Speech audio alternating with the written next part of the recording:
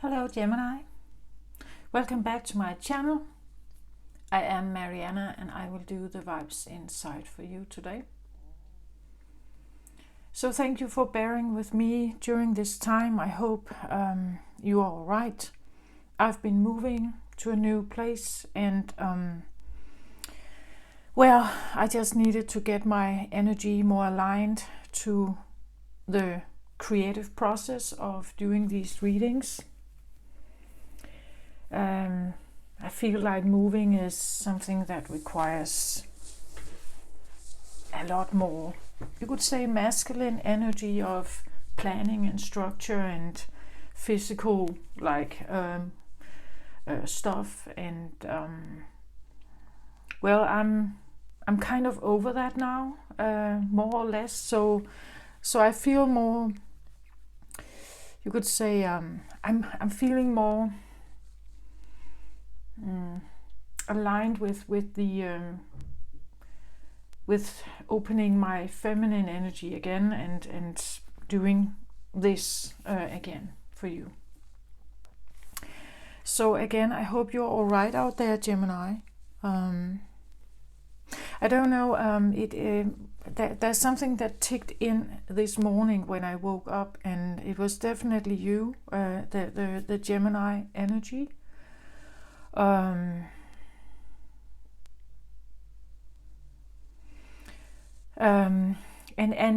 was shown like a card layout, which I'm going to draw cards on it later. But what I was shown were 3 cards, and the one in the middle is ticking, like back and forth, back and forth, back and forth, like on, off, maybe, maybe not, maybe, maybe not. Should I do it? No, I won't. Should I do it? No, I won't. That kind of energy, something is ticking back and forth, and I feel there is a sense of, I don't know, urgency.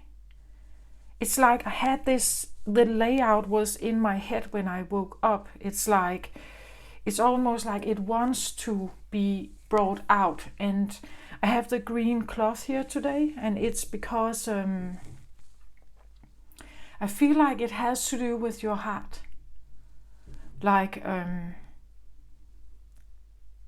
the green color connects with heart chakra, but so does the pink one. And I didn't take a pink one for you today because I feel it's more practical. Well, the difference for me between the you could say the rosy, the more rosy color of like this one, which will come out at some point also in some reading, but I didn't take this one. I took the green one, and it's because the rosy one for me is, I want to say, and this is just me, I don't, maybe not for everyone out there, right? But the rosy one is for me like romance, dreams, fantasies, like romance novels.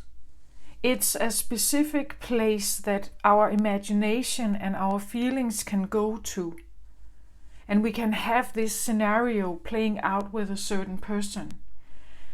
The heart, the green one for me is more earthy. So this is something about more practical matters that you do for those who you love. So this is it. It's something. What can I do to show my love? Perhaps. What can I say, or how can I maybe gift this person, or should I write them? How do I show my love? Or even to the point, and I don't know if that's playing out for you, Gemini, but sometimes it's even the fact that we recognize that we have love for people in our lives, but we also know that being with them is not the right choice for me. Like, I can have love for a person, but but maybe they don't have love for me, or they don't recognize it, or they don't see a soul connection maybe, or they we have already tried this and it didn't work out, right? So there could be this realization that I have already been with this person, but it didn't work out. We couldn't make it work.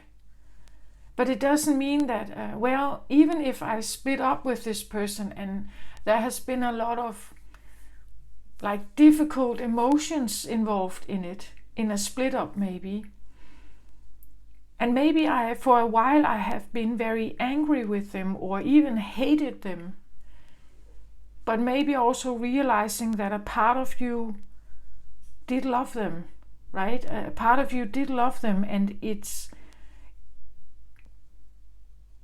the pain or the anger stems from that. It stems from the fact that you actually still love them. Even though they hurt you, even though it didn't work out, even though you ended up unhappy together, a part of you still loves maybe the idea of you and them, loves a part of them. Sometimes we love a part in another person because it's the shadow effect. It's the opposite part that we got attracted to. And because we feel we don't have it ourselves, we say opposites attract. That's the reason, right? It's because it feels desirable, like it's something you don't have yourself. That's why you're drawn to it. And it can be that aspect. It can be a part of that. Maybe you miss that. Maybe you still like it somehow, but there are so many other stuff. Because when opposites attract, there is a magnetic attraction to something, but maybe not all of it is a perfect match. And that's why sometimes we end up splitting again. We can't make it work. What we were initially very drawn to actually maybe becomes the problem.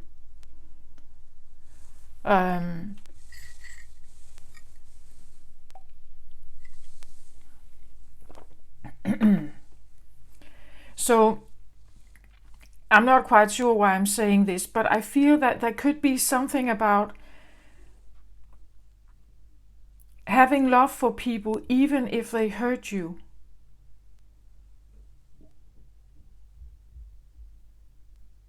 And somehow I want to say that's okay. It's okay to have love for people. To recognize that I do have love for these people, but because they didn't choose me, or because it didn't work out, or because we ended up hurting each other, somehow I'm also angry. Somehow I'm also resentful. Somehow I don't trust them. But a part of me still loves them, and that's why it hurts still. It still hurts because if I didn't care, it wouldn't hurt anymore. There's a part of me, even if I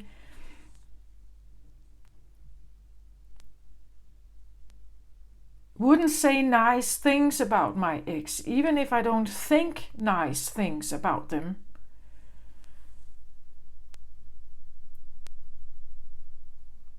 the reason why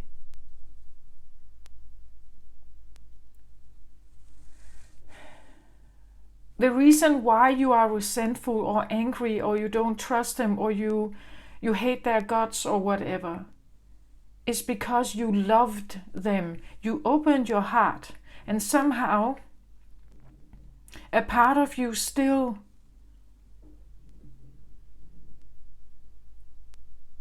hoped that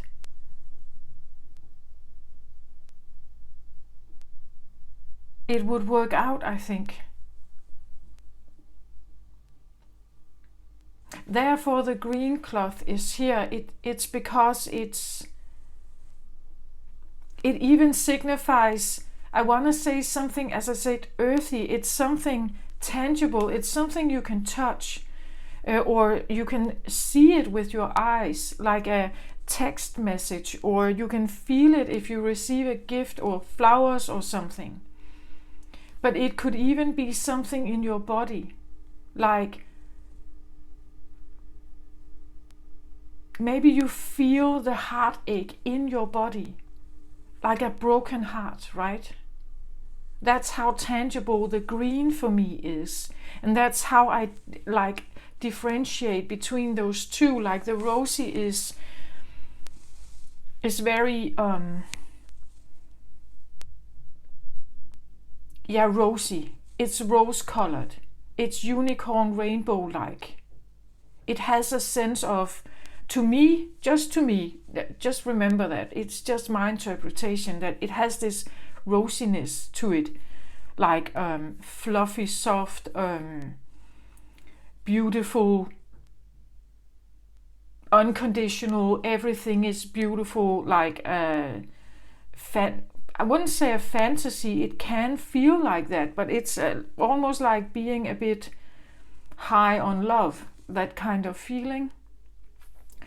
Where this one is more tangible, it's the everyday life, moving forward. It's where this becomes grounded, right? This that starts out as this romantic, fluffy, duffy stuff becomes grounded in the everyday life. And how do we maintain that? And somehow I have the feeling like two different energies, and there's this tick-tock, back and forth, up and down, yes and no, maybe, maybe not. Should I do it? No, I won't. Like I saw like a card like flipping back and forth like that. So I'm definitely going to get the cards out. You see me shuffle, right? I don't know exactly what the flipping card in the middle is about. Whether it's taking action, an apology, hating, I don't know. It's just what was shown to me this morning. And usually when I get information coming in like that in the morning, there's this sense of like urgency to it, or that it's on your mind constantly. It's like it's you wake up, as I did, you wake up with it, like it's with you all the time. So I'm not quite sure what this is. It could even be like the ticking back and forth. It could be your heartbeat, right? Your heartbeat, chick, chick, chick, chick. I'm not quite sure. It could be the feeling that you have heart palpitations, maybe. Something that doesn't feel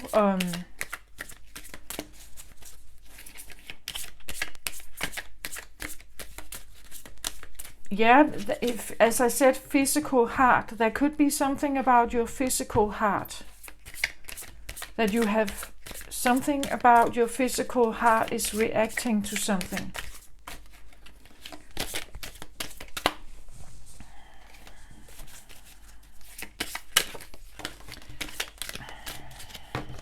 This one shows itself. And then a lot of other stuff falling down here. Ace of Swords. But interestingly enough, well, the Ace of Swords is typically something about a new beginning of communication, maybe new wisdom and epiphany, new understandings. But we see how the sun is shining on something here, and this somehow today the sword here comes across as a cross on a grave. So maybe there's something about, like, I want to say an ending. A grave sometimes signifies an ending of something. But then the light shines in So there could be like new knowledge or new epiphanies coming in about an ending. Maybe something that shifts your perspective, or it creates something else for you.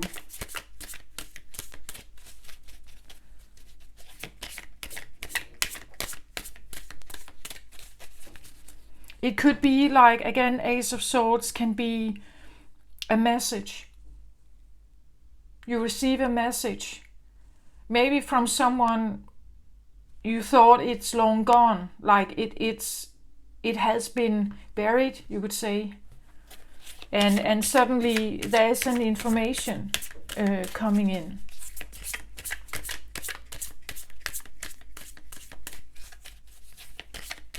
And it shines light on something, or suddenly there's light or attention on something you thought was already gone and buried and done, right?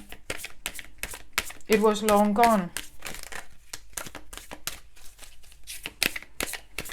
Okay, let's have some cards out here on this one. I'm not even taking overall and underlying energy, not for now. I want these cards out. They have been poking at me since this morning.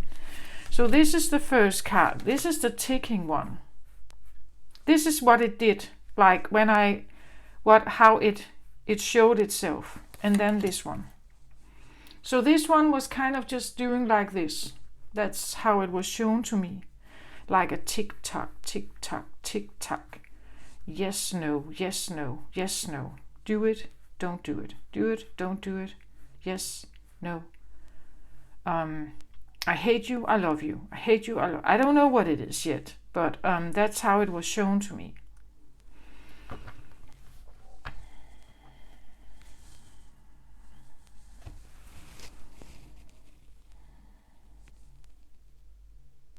And I feel like I should just dive into this. Do I want overall energy?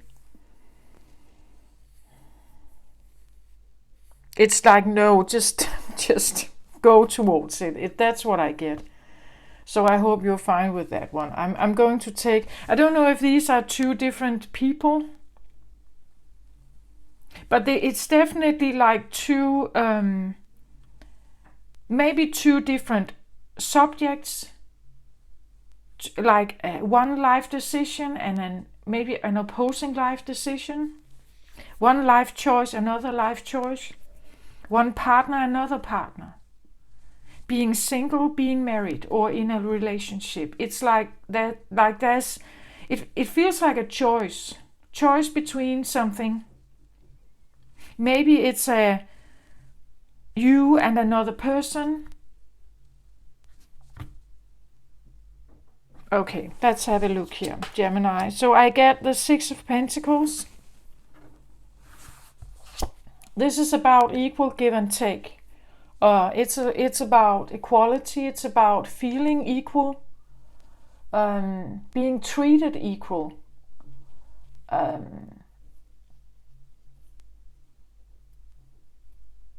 But typically when I see this card, it's not what I feel. I feel like that could have been a situation where there was not equal give and take.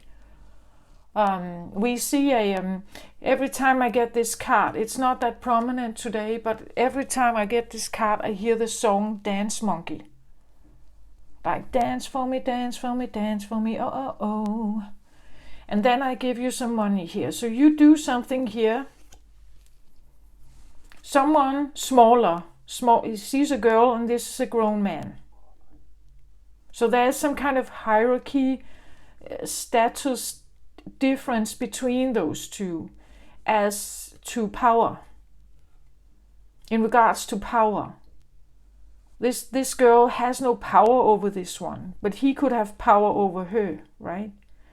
So he can reward the child if she performs in a certain way. This doesn't have to be a girl, it can be a boy, this can be a woman. Just take it how it resonates. But there's definitely something about a power struggle. Maybe a power struggle between sexes, like man and woman, feminine, masculine. Something about a dominance that has been a part of something, or a part of maybe a dynamic that you are in. That at some point in time, this was the dynamic between you and someone else. It can even be yourself, Gemini. You are known to be like the twins, so having like two faces, right? Or two, I wouldn't say two faces, but maybe this, that you can shift, right?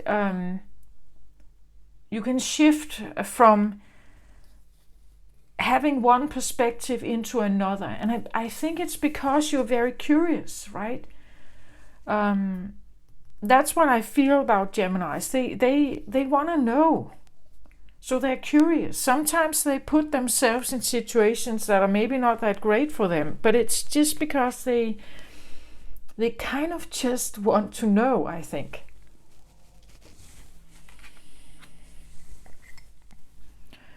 But put this into a situation. It can be at work.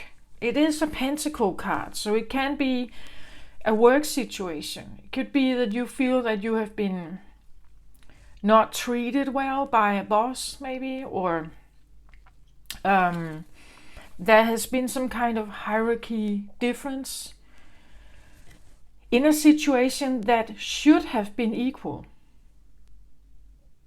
Because the Six of Pentacles talks about equal give and take. It's something about feeling equally rewarded or equally treated, equally seen, equally valued, equally loved, equally appreciated, equally supported. That's that feeling. That's what the Six of Pentacles talks about, but that's just not what I see in this card.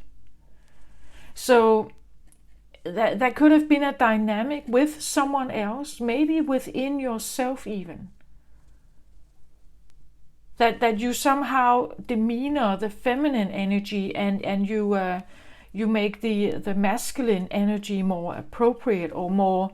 I want to say this is tradition. This is how most of us have been programmed when we grow up.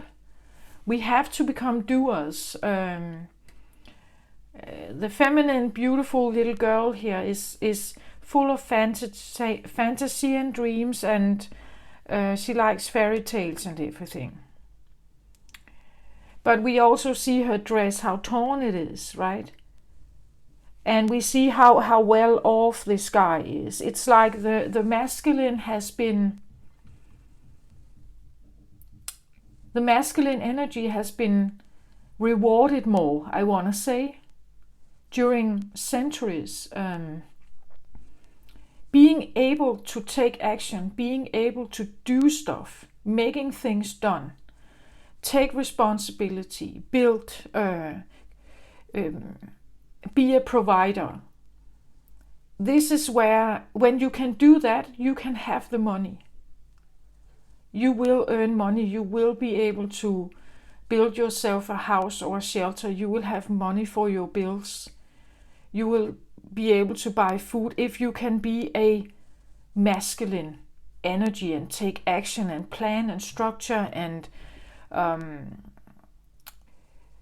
be earthy somehow.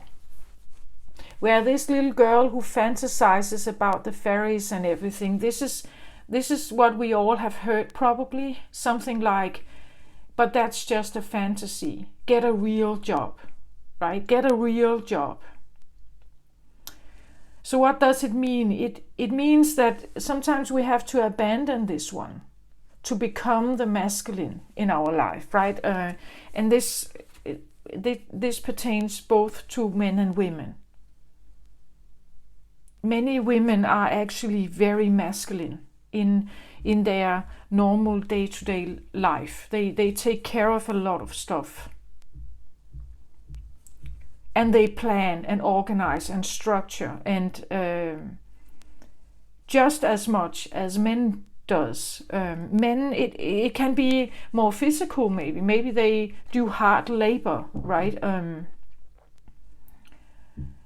but you don't see many women just don't do nothing. Like if we talk in everyday life about feminine and masculine energy, we would say when we are awake, we step into the masculine energy. We go to work, we get things done, we structure, we plan, we buy stuff, we take care of stuff. And then when we go to bed and sleep, this is where the feminine energy allows our body to rest, rejuvenate. We don't do anything when we sleep. We just lay there, right? But that's the feminine energy that wants to come in and that's the feminine energy. We need it. We need the sleep. We need rejuvenation. We need rest, right? But when I see this card, there could have been an overly focus on doing stuff as opposed to resting, as opposed to rejuvenate, as opposed to play maybe, as opposed to have fun, as opposed to rest and take care of your bodily needs, perhaps. So take that how it resonates for you, right? So let's have a look at this other one here. Three of Swords. This is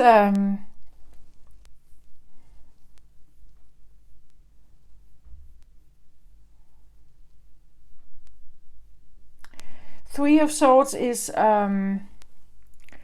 well, it's in the Rider-Waite Tarot. We see a heart that has like swords stabbing through it. It's not quite the same image here, but it has to do with something with the physical heart. I want to say it's like a broken heart. Three of Swords. It's like we see her putting someone to rest here, right? And somehow it can be a person, of course, that you lost someone, Gemini. Someone you had to bury someone.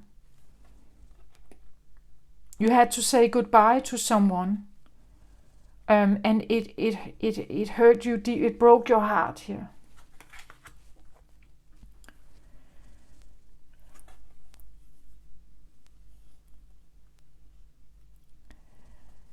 It can be a part of yourself that you have said goodbye to.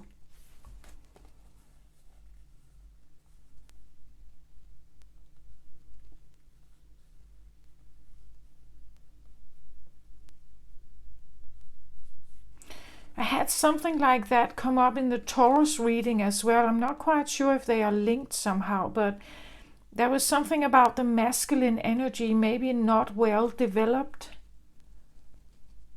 Depending on how much support you had, real support, not just like dictating you something, but real true support of who you are. It can be a person you had to say goodbye to. Maybe not because they literally died here, but you split up. And it broke your heart here, Three of Swords. It broke your heart.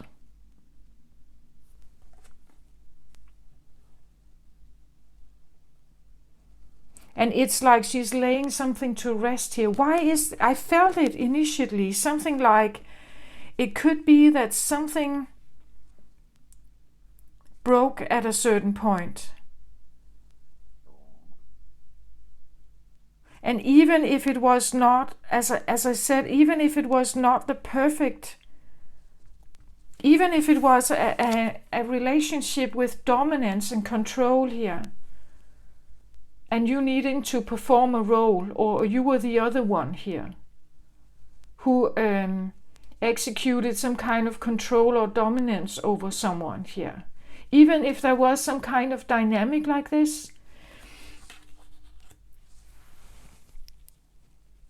It breaks your heart to let them go, I think. It breaks your heart to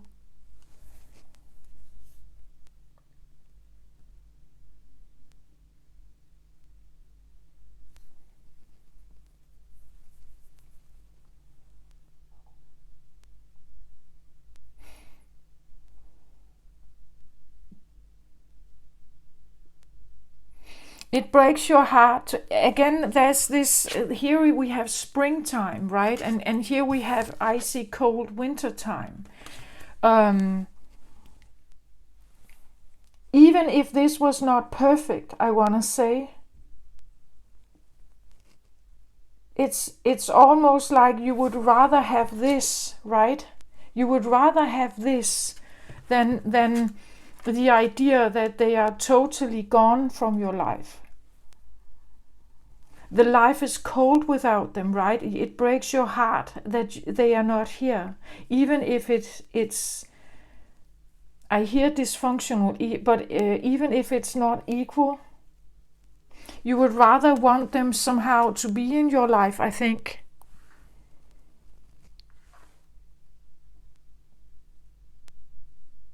Even if it means that you have to play some kind of role. You would rather want that dynamic, I think, than this. This feels very cold, and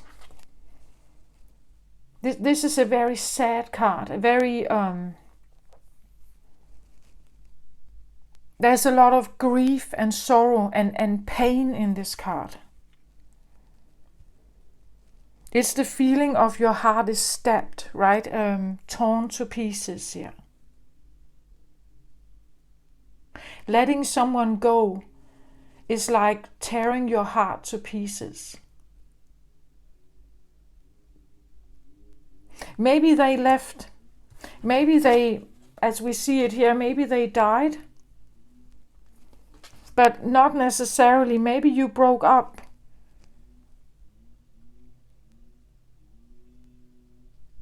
It could even be the feeling that you would like to revive something. Right?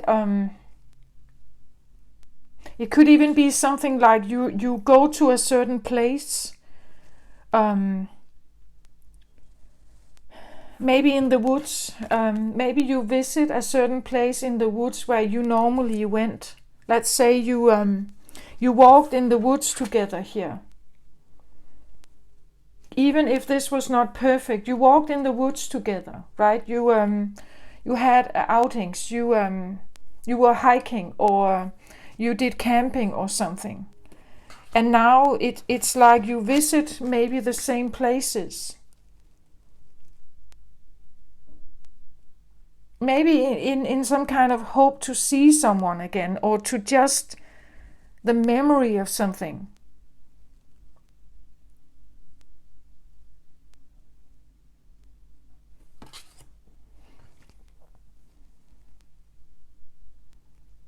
Of course, it can be that you visit their burial site if they are actually buried.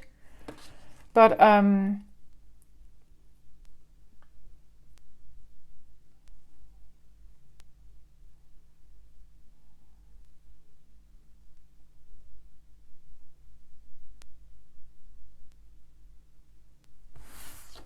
get also the feeling of like holding this one.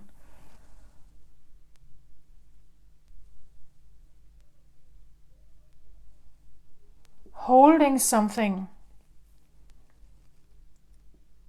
Holding on to something that is no more somehow. And then this ticking here.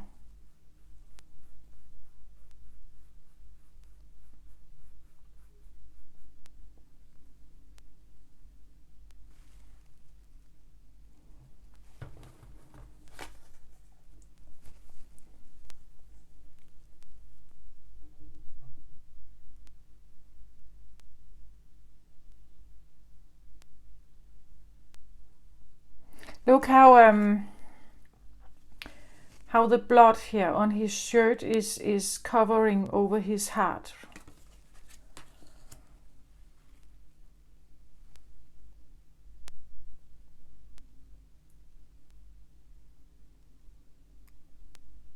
It could be that you realize something, right? That you realize something about a situation with someone. As I said, maybe with the Ace of Swords, we saw the flipping out, like maybe this is someone not alive anymore. Realizing that.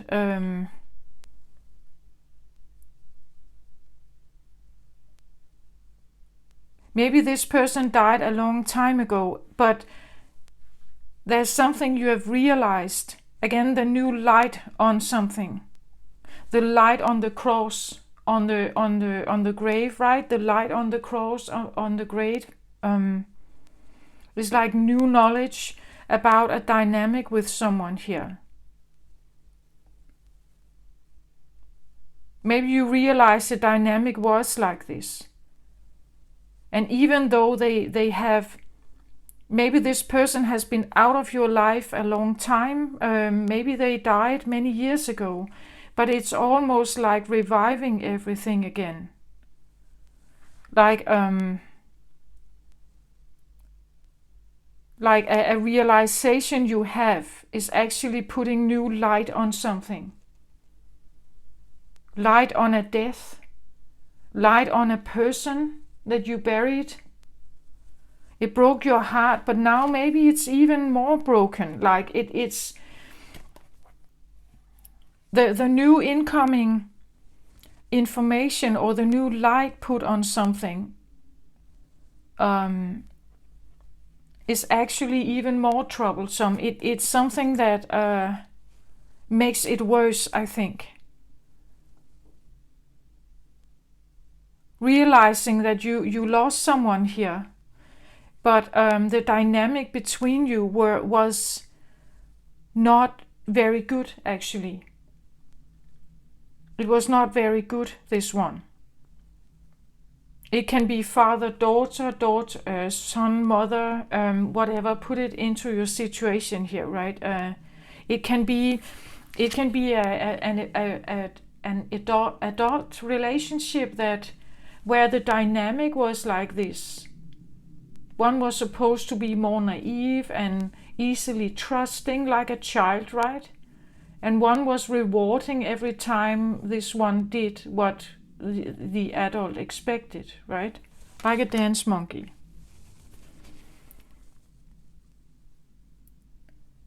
And the child does it to receive appreciation, right? To receive attention and to receive love from the adult or from the person here.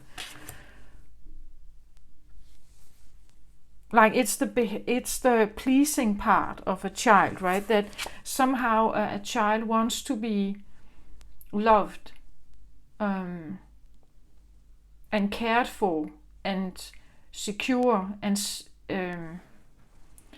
appreciated. So therefore, sometimes children have temper tantrums, but most of the time they do what the parents tell them because they want the love from the parent. If this one turns around and walks away, the child is alone. And that cannot happen for a child, right? That's some 3-year-olds, they run away, but most of the time they stay with their parents. It's frightening if they should be alone. And there's an element of this that I would rather maybe be in a dynamic like this than I want to be alone. Than I want to be saying goodbye to something here.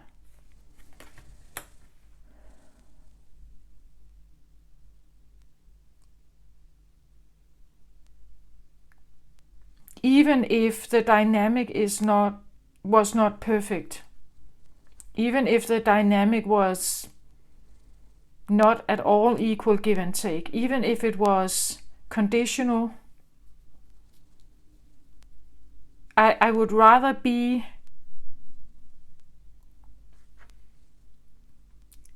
with someone here, even if they treat me like this, then I want to be alone. This feels like winter time, right? Cold, alone, lonely maybe. Grieving, sorrow, pain, Very painful card, this one.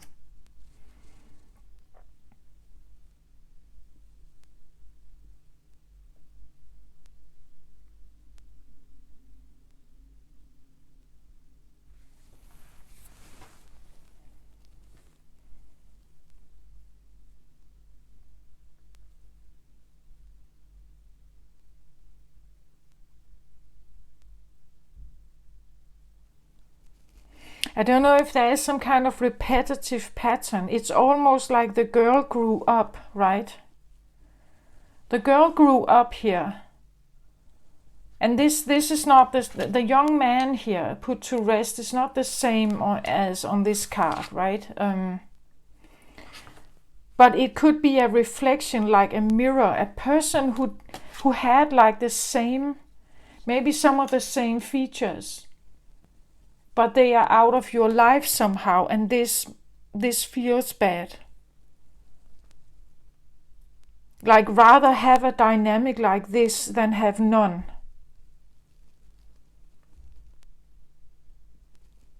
I feel like someone here, Gemini, is feeling out in the cold. They feel that they are left somehow. And it hurts them. It's hurting them. Typically the card on my left here is also something about the past. Maybe, and this can even signify something about the future.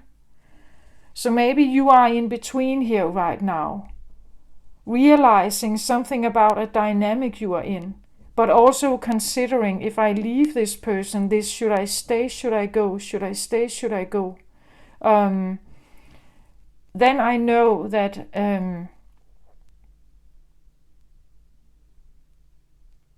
it will be a lonely world out there.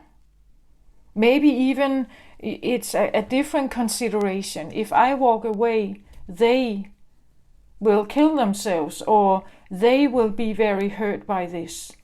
So maybe it's a consideration for someone else even.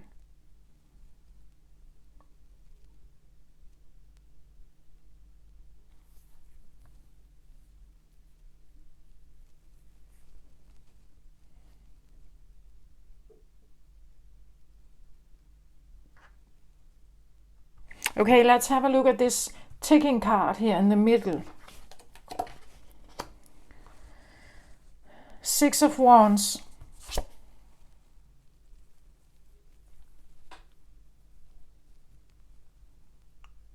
The Six of Wands talks about, well, the normal understanding of Six of Wands is something like coming back from the battle successful, victory, success, like overcome something, I have released myself, or I have won the battle, something like that.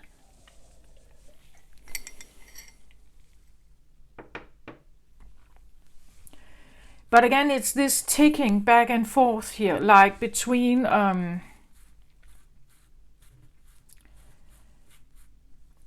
because somehow when I look at this card, it's a little bit different than in the Rider-Waite Tarot. In the Rider-Waite Tarot, we see a guy on horse coming, but it seems like he's coming back from a battle. So he's returning to the village, and people are cheering him, right? As this successful knight, or this successful warrior coming back from a battle, being successful on his horse, and people are cheering at him. But here it's almost the opposite. It's almost like the success comes from leaving something. Like he's riding away from what is behind him here.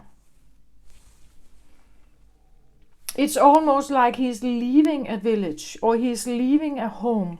He's leaving a situation. Maybe he's leaving a situation of a controlled power dynamic like this. And leaving would be considered maybe the success. Leaving would encourage you. Leaving would be maybe the most you could say, it's to preserve yourself, right? You leave because this dynamic is not right for you. The dynamic is not right for you. It's not equal. So leaving something behind is the choice of success. Leaving is to make a statement, perhaps, or to put up a boundary that something has gotten enough, it's too much, and I leave it. I leave something behind that I believe my success is not by staying. My victory or my success or my feeling of personal success, or you could say being true to yourself, perhaps, lies in leaving a situation. Leaving maybe a work situation. Maybe this is a family dynamic. Maybe it's I don't want to say a cult, but it's like these two warriors and these, like, it seems a bit like a family dynamic, but with these very, like, solid warrior. To me today it comes across like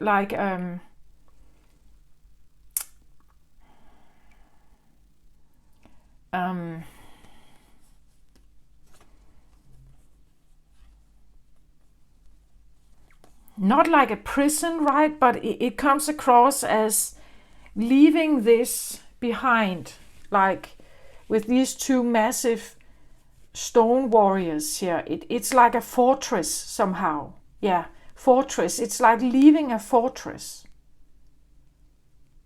And a dynamic in that fortress somehow.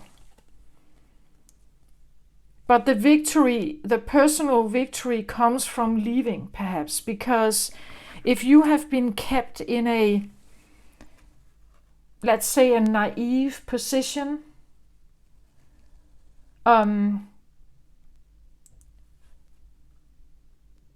or submissive or small or whatever this is,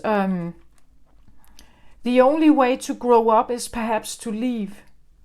The only way to leave something, or to find yourself, who you are and what matters to you and how you want to live your life, is perhaps to leave the fortress, right? But leaving the fortress is,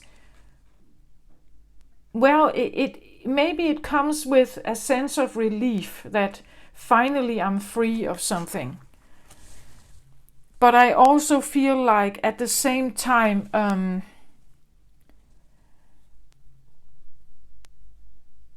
something within you is hurting, right? Something within you is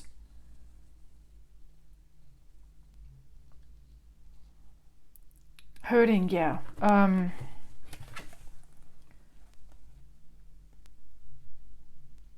Maybe leaving, because this is shown as a man, maybe leaving was the right choice at some point. To find your own footing, or to get away from something that felt like it had a grip on you somehow. But being alone out there, with no support from the fortress or family, maybe it has been a battle, right? Maybe it has been difficult. Maybe you feel like it has taken a toll on your body, on your heart, perhaps, to be alone, the feeling of alone. And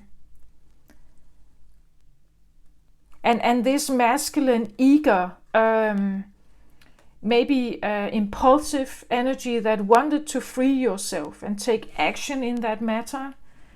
Maybe you don't feel like you have that power anymore, like a part of you is worn out somehow.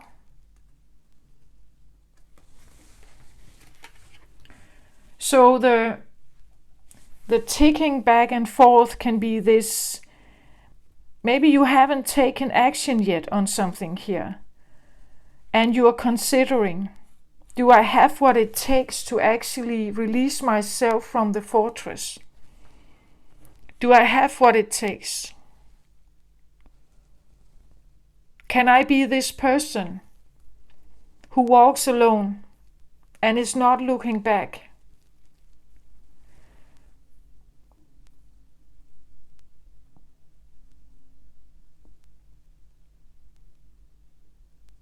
Maybe even leaving behind a loved one here, right?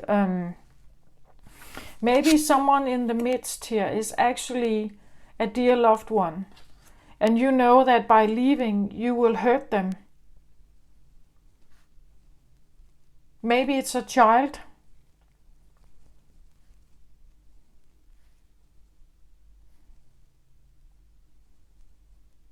There can be something like that, and there's this tick tock, or back and forth, yes, no, yes, no, yes, no.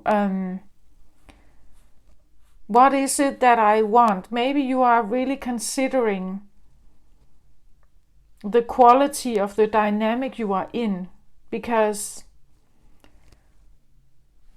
maybe you also realize that sometimes the connection feels like spring, but it's when you decide to be smaller or more naive, right? When you play that role. And if you want the equality, if you want you to be equally aged here, it's like they are not playing with you, right? They are not. If you want to grow up, it's like they don't want to play with you then. They don't want to be there with you. They disregard you if you try to grow up and be your own person. Then everything becomes cold. Every time you try to stand on your own 2 feet and you try to put up boundaries, maybe they become cold, distant themselves. Maybe they block communication, or they simply stay away. And everything feels cold with them.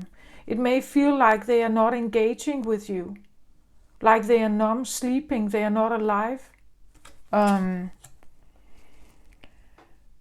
So is it worth it? Is it worth it to walk away, right? Is it worth it to seek? Again, the Six of Wands could be the feeling that I want this success. I want the success of the Six of Pentacles. And I want it without the feeling of heartbreak. But it may require me to walk away, like literally leave something behind. But if I leave it behind, it will break my heart to a certain point. Maybe it will break someone else's heart also. But it's almost like if I grow up, if I become my own person, it's like they don't want to.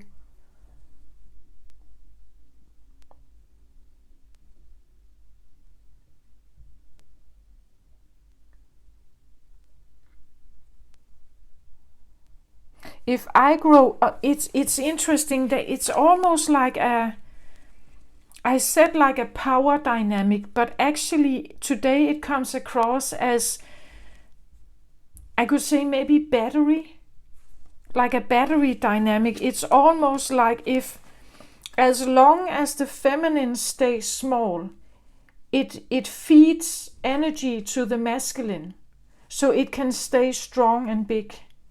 But if the feminine wants to grow, it drains energy out of the masculine. It drains energy out of the masculine.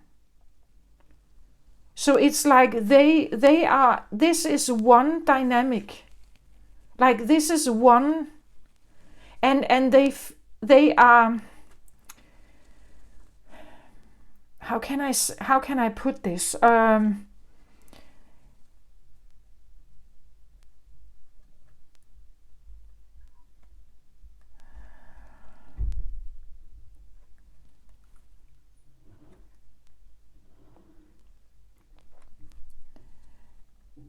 do you get my point with the battery analogy? It's like, if this is one person, if this is one person who has a feminine and masculine aspect in them, as long as the masculine is dominant, it feels more like spring. There's more energy, there's more sun, there's more light, there's more money, there's more activity, there's more, you could say, flowers, there's more color, there's more dynamic. Right? But if you pursue a different lifestyle of, maybe you let the feminine and the masculine become more equal. So you want a life of balance between the two energies. It feels almost like when the feminine requires more time, so more time to relax, more time to rest, more time to create, more time to maybe write or sing or dance or play. It takes energy from your masculine part to the point that they become almost numb or non-existing.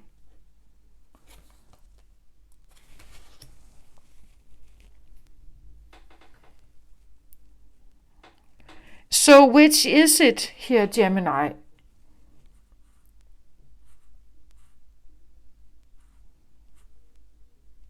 I feel like you want a success in some matter, some kind of victory in some kind of matter here, but it's just, so there is a power element here, like a battery power element. Maybe it's inside you, right? That if you pursue something here, and one's energy is typically about something that is exciting, motivating, something that is inspirational, fun, alluring, maybe sexy, sensual. One's energy is fire. It's passion. So if you want to go towards something that's very passionate, fantastic, very magnetic to you, you're drawn to it. It's almost like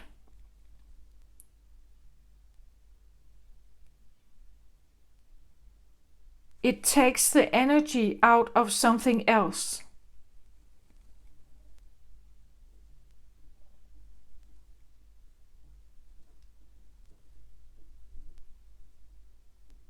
It takes the energy out of something else.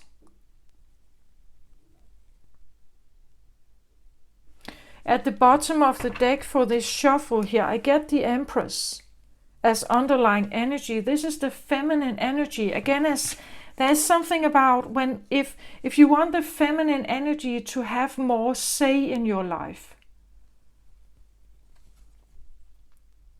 So maybe you work less and you want maybe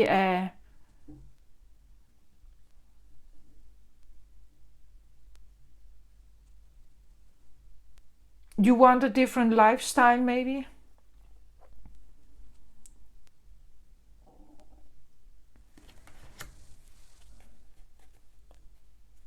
Maybe you want to embrace the idea of being a more feminine in your approach to life. But if you try to do that, it could be the feeling that it exhausts you, that another part of you gets very exhausted.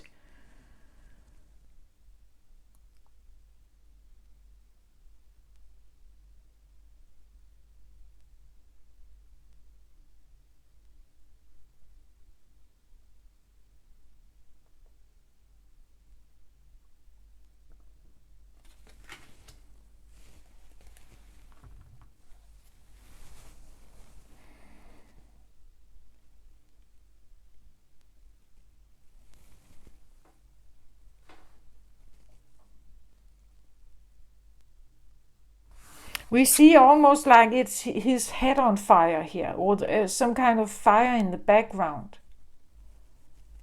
It could be both, that you are burning bridges, right? That you don't want to come back to something.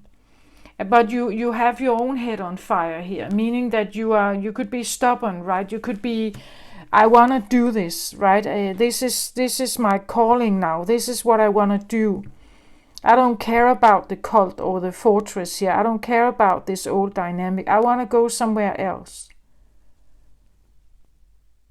I want to leave this behind. I don't care about it. I want to follow my own passion now. I want to do what I want to do.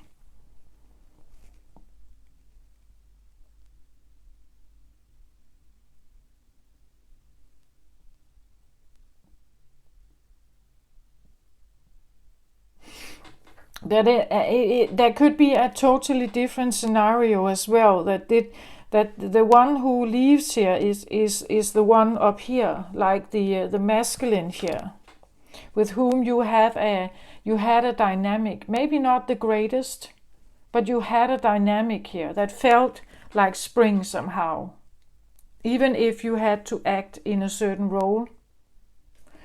Maybe they left. Maybe they left the building, right? Maybe they burned the bridges. Maybe they left. And it's shown as a masculine. It can be a woman, right? Just not gender specific like that. This is also not gender specific. But just take it how it resonates. Maybe someone left the home. Or someone is considering this tick-tock, back and forth here. Considering to leave a home here.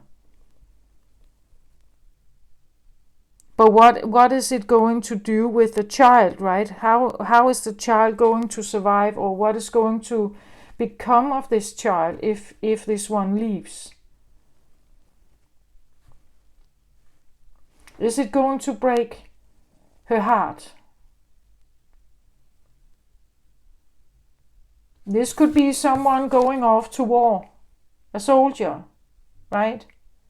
Wanting to be a warrior. And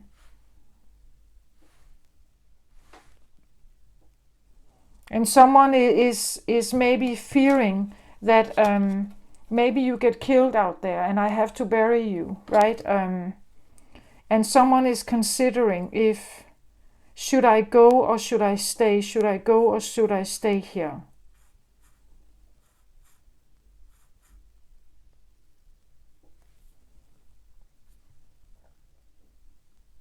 I get the feeling with this card, it's something about proving yourself. Proving that I can do this, proving that I can stand on my own 2 feet, prove that I can defend my country, or prove that I have some kind of worth somehow. But someone is at the same time scared that it will end in disaster, I feel like here. So leaving or taking this action could end in some kind of disaster.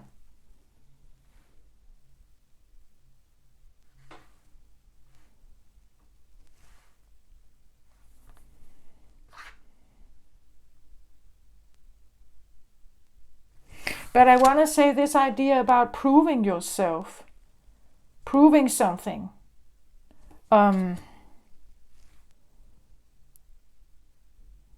It's probably because it has not been nurtured, right? It's something like, if you just do what I tell you, if you do what I tell you, you dance according to my tune, then I reward you. That can be a part of your entire upbringing. Maybe you were brought up to be again, if we look at this guy, he could be a knight, right? With the robe and everything. Maybe he is let's say this is a soldier. And he is rewarding his child for maybe copying him. This could be a police officer, right? Take it how it resonates. Someone who is in some kind of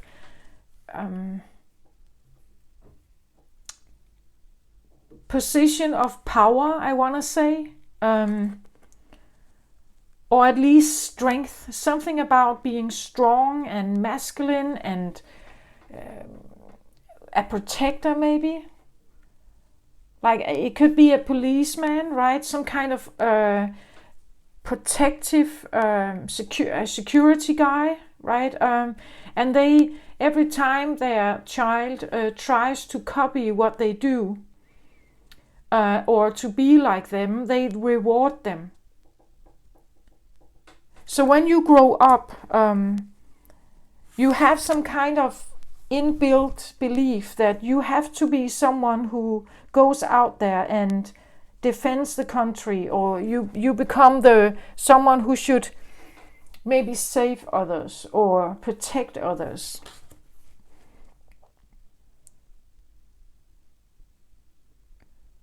You should be a reliable, solid, strong one, right? You should be someone who takes action, wants energy. You become masculine here and take action, right? And prove yourself out there. But I still get the feeling doing that comes with a risk. There is a risk of a disaster somehow here. So that's why it's pending here or ticking back and forth somehow. Should I do this? Shouldn't I? Should I do this? Shouldn't I? Yes, no. Yes, no. Yes, no.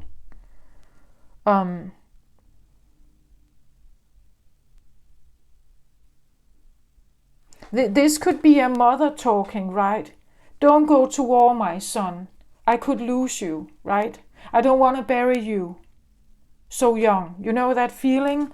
So someone could be conflicted between whether I should take this risk or go in this direction, choose this career.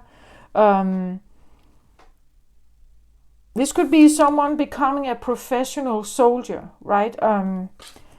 Choosing something where they leave something maybe like a protective fortress, something very safe, going into the wilderness maybe, right? Alone, or at least there is not the normal protection of the home, or the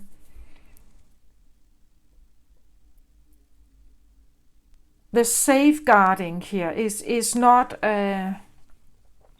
That's why this is pending back and forth. Someone is considering, I feel like, even if this was not perfect,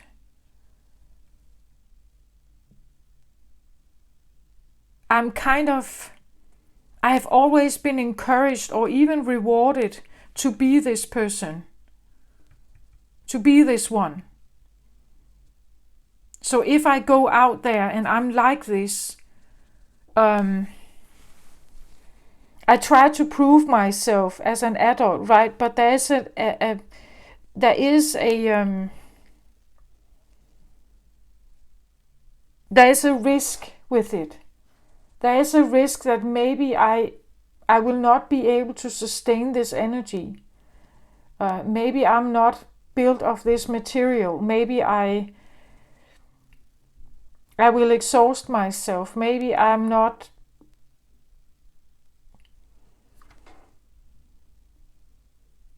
Or as I said, maybe you have a mother who says, please don't do this. Right? I don't want to get you back in a casket, right? I don't want to bury you so young. I don't want to lose you.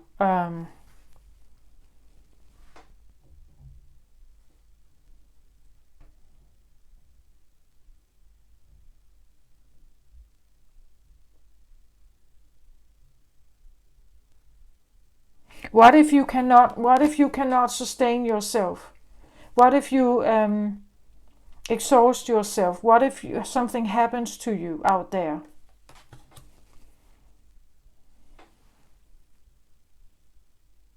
So at some point, being almost rewarded or programmed or encouraged to be in a certain way.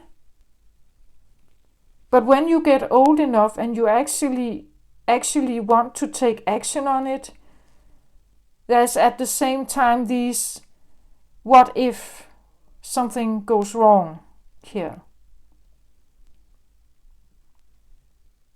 That's what I feel like. Let's get another card on this. I didn't take overall energy, but let's see what I get with this one.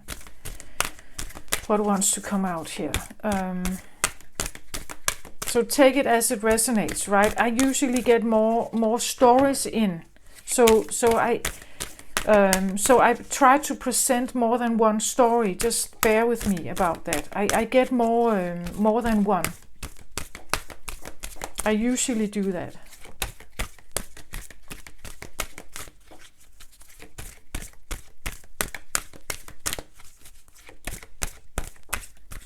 But the main theme of this, and I hope you can see that when I try to put out examples, is that the point is that you were encouraged, even rewarded maybe, by some kind of behavior here. Probably in your upbringing, maybe in a work situation, maybe in an educational situation, maybe in your family. And when you try to prove yourself here, it seems like there is a risk of some kind of disaster, and you are considering, do I stay or do I go? Do I stay or do I go?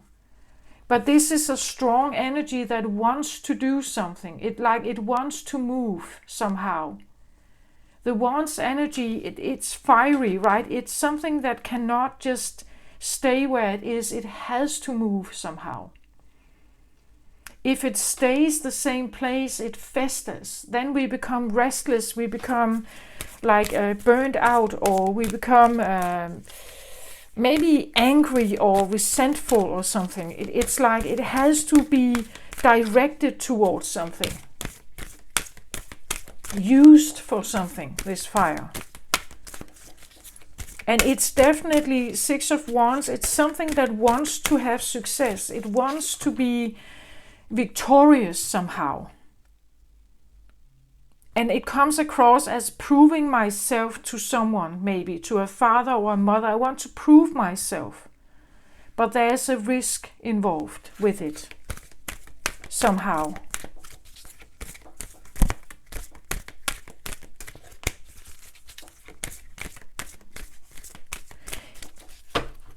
Now I get something like gang members, something maybe working undercover. Like I said, fortress, maybe it's the force, police force.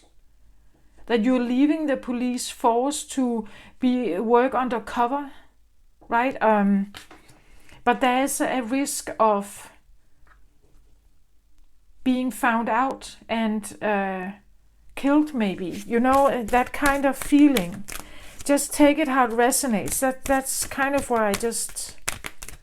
Maybe it's nothing like that. But there's a theme here of wanting to prove something. But there's a risk. It could even be something like you want to prove yourself in love. It's a passion you have for a person. But going towards that is not without a risk. So just take it how it resonates, right? Okay, let's see here. But there's definitely something about the green color here, the heart. Your heart is involved in this. There's a risk of something here. Of being denied, rejected, maybe, as I said, killed or trapped, being left out in the cold, being rejected, being put on ice, being blocked, being... I don't know what this is exactly, but it's something that can break your heart. Three of Swords is heart pain, it's sorrow, it's grief, it's the most intense feeling of that you have lost someone. and not just someone. It's someone you love, right? It's Three of Swords is piercing your heart here. It's something that is it's someone you love here. So being fierce and going out there is not without a risk. And someone being maybe considering whether they should go or not.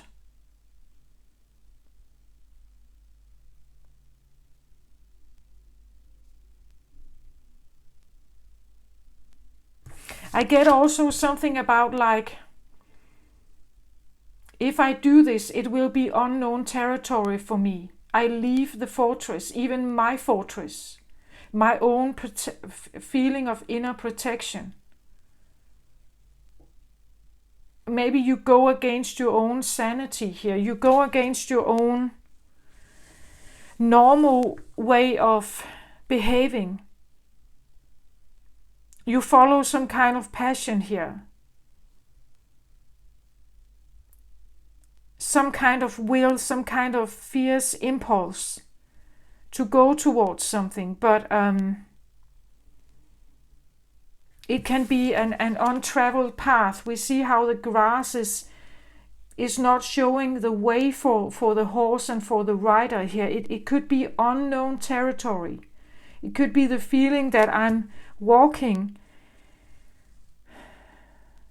in dangerous territory, and therefore I don't know what the outcome would be. There is a possibility of this. But there must be something else also. Otherwise, you are considering this.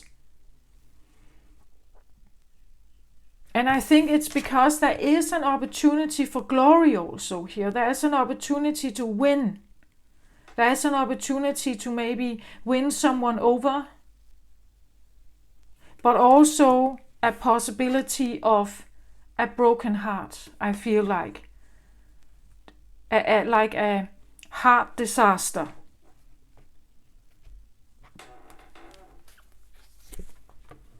Goddess of Creation. This is the third time this card comes up as the other readings it has been the as underlying energy. Here it comes as maybe a clarifier or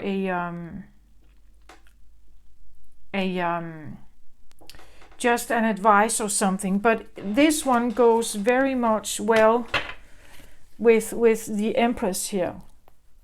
Goddess of Creation, that is the Empress.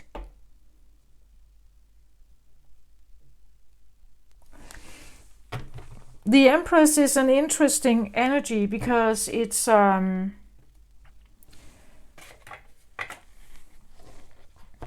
Empress is not just,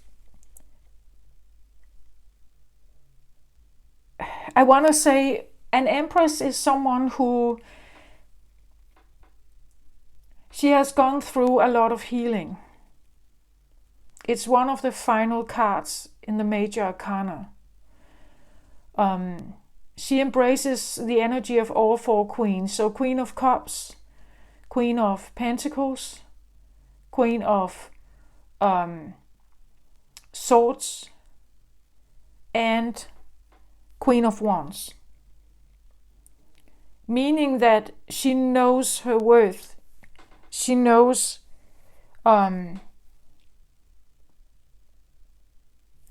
who she is.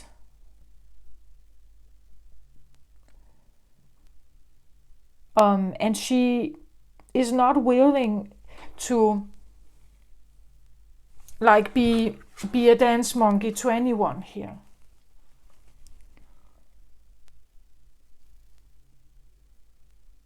Maybe that's why there is a sense of failure risk here. Because the one you're going towards perhaps could be this one. And she is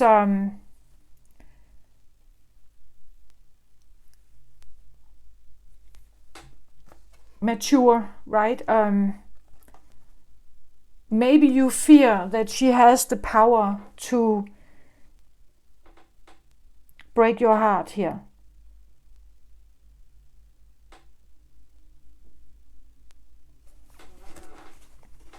But still you are drawn to her, right? Still you're drawn to her, Gemini.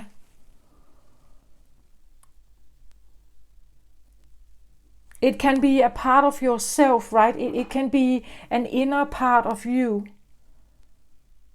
You're drawn towards healing her, perhaps. You're drawn towards healing a feminine part of you, the little girl here. Maybe you want her to grow up. But it also means that if you do that, well, then it's correct that your energy resources will be divided differently. Not necessarily that this one needs to die, but maybe he will be less prominent, right? Less dominant, less controlling. As a battery, as I said, I hope you get that analogy, like there is something about the feminine energy going on the earth at the moment. That's definitely something I want to say. Sorry, I saw that the cards were very dark, so I put a little more light here. There's something going on about the feminine energy on earth plane. Definitely. All of us, we may all feel it. It doesn't mean that the masculine energy is supposed to die or to be not existing or something like that. Not at all. But I get the feeling that maybe someone here is considering whether there really is a risk that you're going through some kind of transformation from a very little naive feminine energy into a big beautiful empress like feminine energy here. But doing that requires a doer, right? Changing something here requires a doer.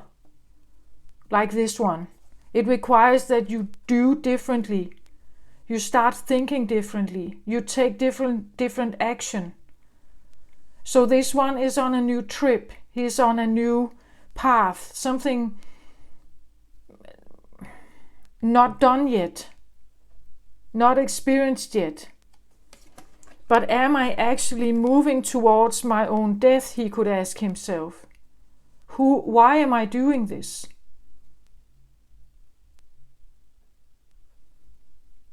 Why am I moving towards something where I feel so conflicted? It's like I walk towards my own death, or I walk towards my own decline. I want to say, I don't think that. I think that you walk towards your own death in the sense that the masculine that you used to be, or the masculine in you that you used to be, needs to have a rebirth. Like he needs to change something. He cannot stay the same and change at the same time. That could be the transformation, that you are led towards something. You are led towards an unknown path for this masculine. But it may feel like if I go down this path, I will not be able to sustain the masculine energy. It will be less. And maybe there is a fear here. That you fear something. You may fear that I'm the one doing the work. I'm the doer, right? I'm the doer. I do this work here. But what is it that I'm actually walking towards?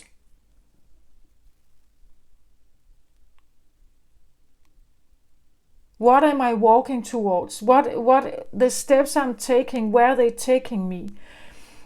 There's something driving you here.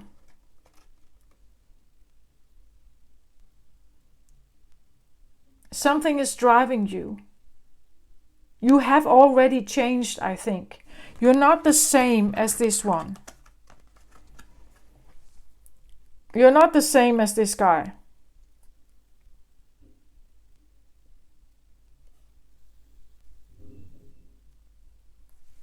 You have already changed, and you have probably also already made up your mind somehow. You are even considering this. You are walking towards something, even though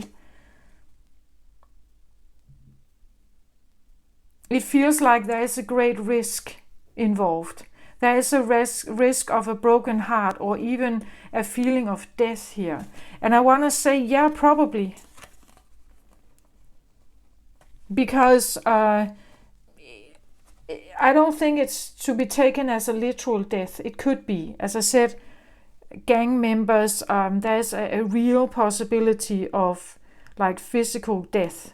If this is a spiritual path, metaphorically, spiritually, I want to say, yeah, you are probably walking towards a sense of a transformational death and rebirth.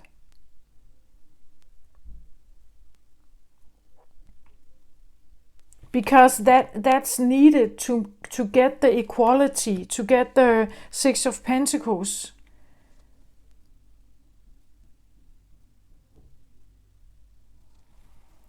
So if this is inside you, you're dealing with an energy in you.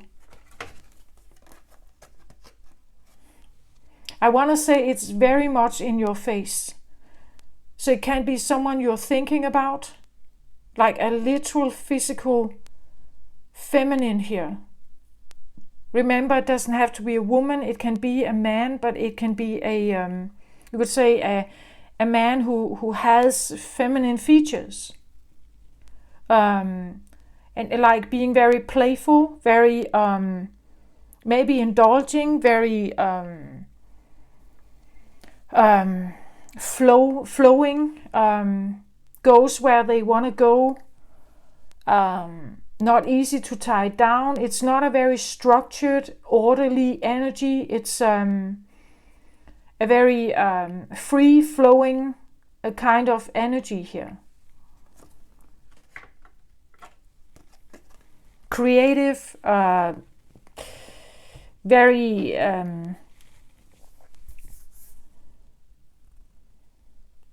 maybe psychic, maybe like we see her here, right? Maybe it could be your body, right? Like this could be simply your body talking to you, that your body wants to reconnect with you here. Not just your mind. The mind is typically what we also associate with masculine energy. The body, the feelings with feminine energy. It could be something like a reconnection with your body here. Like your body wants heart, right? Your body, your feelings wants to connect with you somehow. But it can literally, for you Gemini, especially if you're a man, maybe there's a woman here you think about. Or as I said, if you are a feminine, if you are a woman, maybe there's a man here you think about. But they embrace this. They have this quality about them, very playful, very great boundaries, very abundant, very free-flowing. Maybe they have a very free connection with their body, right? They could be very in tune with their body and their they could be quite sexy, quite sensual, very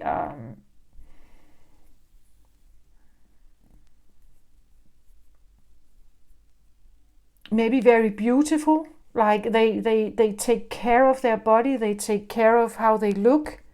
no matter whether they are man or woman, could be well dressed, fit, they could be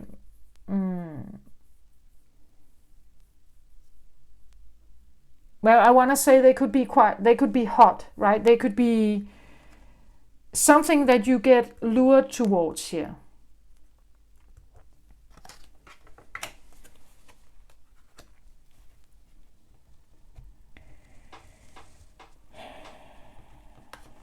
Underneath the Empress card here, we have the Two of Swords, which is exactly what I talk about with this ticking back and forth here. This is about being indecisive, not knowing which way to go here. And it's like the tides are coming in, so there's this element, a feeling of it like a deadline or something. I need to take action before the tide is all here. But which truth or which thought am I following here? Which thought am I following? Being divided between two different choices here. Two different ways of thinking, two different ways of approaching life perhaps. And the moon energy, watery here, the feelings are flowing in here, right? The feelings are what hinders you from making your decision about an Empress. Again, look at how the sun is shining here, and here she sits in the darkness of the moon, right? Again, this idea, if I'm with this person, the sun is shining, but when I'm not, I sit here and I'm indecisive whether to make this choice or not.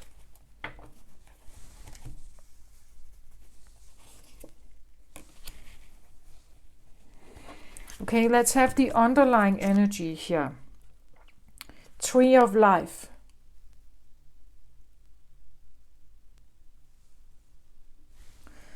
So here it says fertility, creativity, destiny, magical blessings. Again, very feminine oriented energy. It's a card number 1.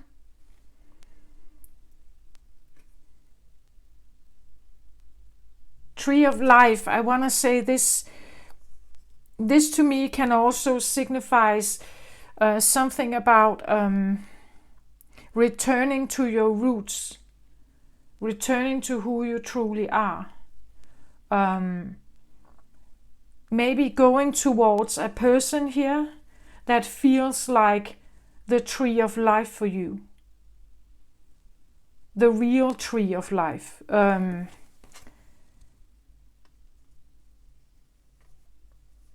This is where there is fertility, creativity, life force, right? This is where there's roots deeply rooted here. This is home, I want to say. It feels like home. Something that feels like home. See the heart here. It feels like home. Something draws you. It's like something is drawing you here. Closer. So whether this is like inside yourself or something that is like manifesting outside of yourself, I want to say there could be an energy that really, it's in your face. This is overall energy. So this is something that is on your mind, I want to say. It's on your mind.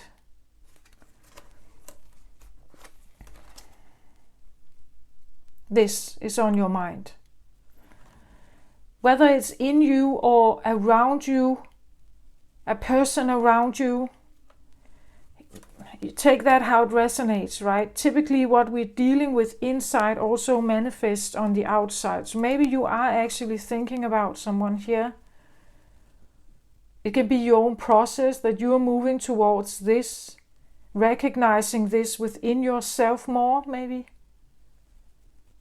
Wanting to give her more space. But yes, it means that if you do that, if you give the feminine more space, it means you have to slow down the masculine. a little bit, right? You can't have like running around with great masculine power and then at the same time being extremely feminine. It has to be some kind of balance or a shift of balance. But it may come with the feeling, but what if I kill my masculine energy? What if I lose it all at all?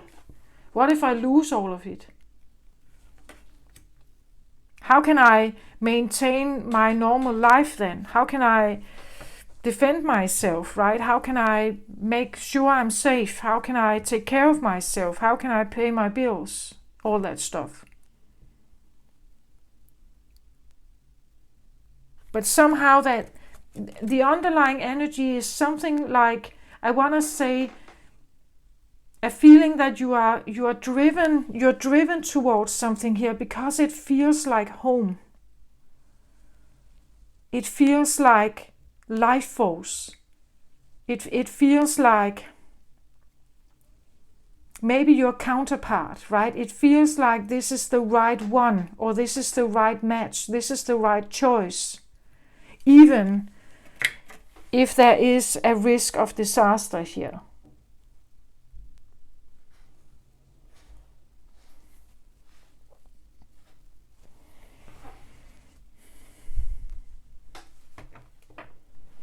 Underneath the tree of life, I get this one, eternal love here. Happiness, harmony, and fulfillment. There's something about, it's a love that transcends something. I feel like it transcends time, it transcends cultural, racial, age difference. It's something that goes beyond that. I feel like it's something you need to do. To prove something maybe to someone or to yourself. It's like a quest almost. A quest.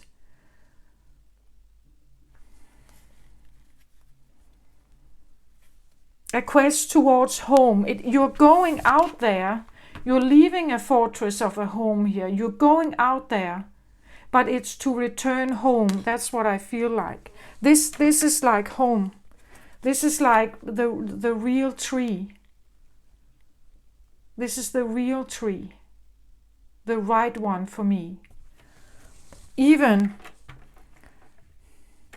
if there's a risk of, there's some kind of danger involved with this, I feel like. Let's get some card. I want a card on this Three of Swords, please. Thank you so much.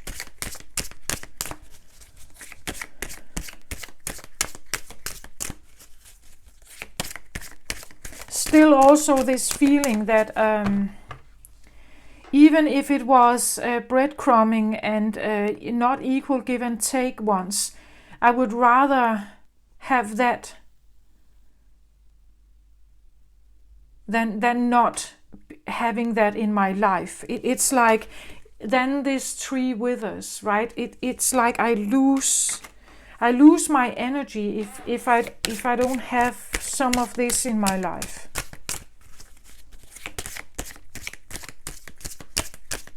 That's the reason why you even start this quest. That's the reason why you are considering it. This back and forth.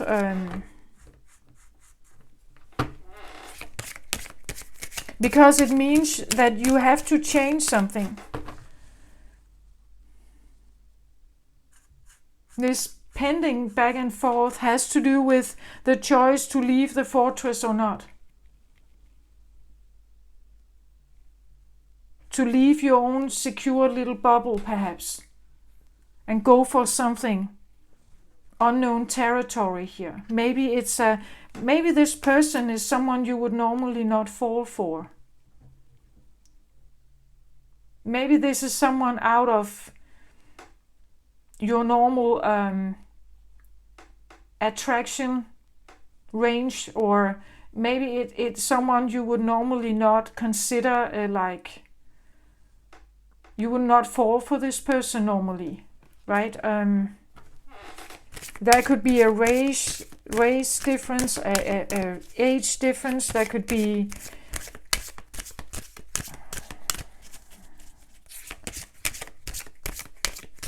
but look at how determined he is here. Look at his face here. How determined he is. He's not looking back. It's like, I have to do this. It's a quest that I'm but it's pending, right? It's like considering.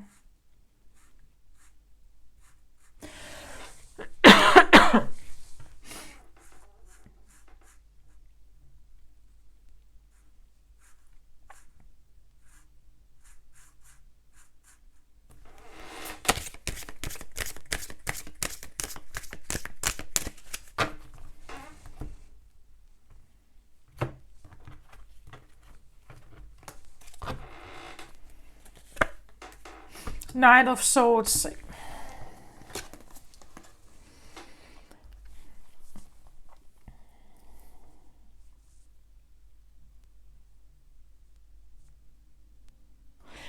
We see the Knight of Swords is a clarifier of the Three of Swords here. Knight of Swords is an incoming message here. But if we look at how the wind is actually blowing the trees this direction, I want to say, as a clarifier, I see this as a rejection. Fearing a rejection. The wind is blowing in this direction, meaning that this could be what you hope for. You hope that if I come towards this person, they will not reject me.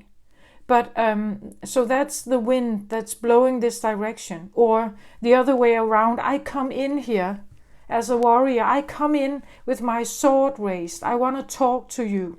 I want to bring this forward. But you see the wind blowing in the other direction, like a wall, right? I bring this forward here. I wanna come in with this message, but they say no. So it could be the feeling of rejection. If I bring this forward, if I decide to be this knight, and I bring in my message, if they reject me, it will break my heart here.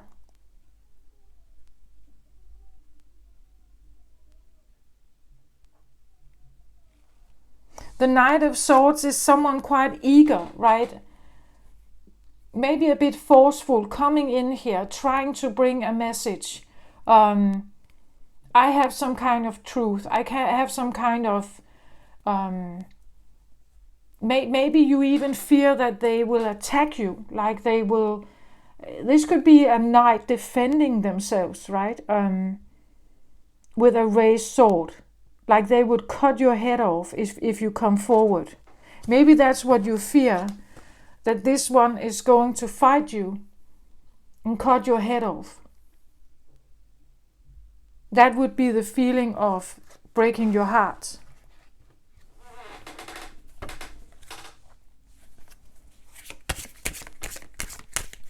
Okay, let's have a clarify on the Six of Wands also here. Because this is the pending. I get it now, right? I get it that there's an eagerness to prove something or to come forward and say something. But it's like, what if this one fights me?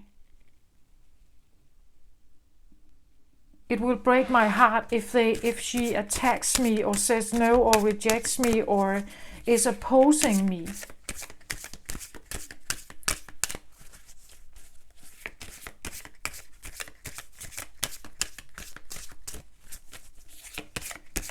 Is somehow blocking me or not interested, abandoning me or rejecting me. It will break my heart. The Magician. You want the Magician clarifying the Six of Wands. That's you, Gemini. Well, this is you. I feel like with the Magician clarifying here, Magician is linked with Gemini Virgo energy here. Maybe you're dealing with a Virgo. There could be this one here, right? But I want to say Magician is typically someone who wants to change something. The Magician can turn lead into gold. That's the overall message of the Magician. He has the power using all 4 elements of the to his advantage, right? He can use them to create something that is not seen yet. Maybe that's the path you're on here. Like you want to change something. Something that maybe this is what it was early on in life. And now it's like you want to change that into a more balanced version, maybe. But that requires for the Magician to also realize that you cannot stay the same masculine. If we talk about this is like a power dynamic or a power dynamic, like a battery. If you want something to grow here, you have to give something, right? So therefore the Magician needs to change also here. But I feel like you're prepared to. You're prepared to do something here. You're on some kind of quest to revive or to rekindle some kind of connection maybe here. Inside yourself or with someone else or both. But you are maybe facing resistance here, or you are fearing that the resistance that come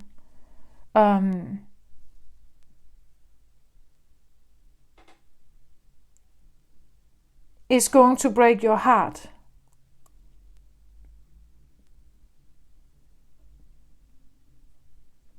Or the change that is required of you is too much.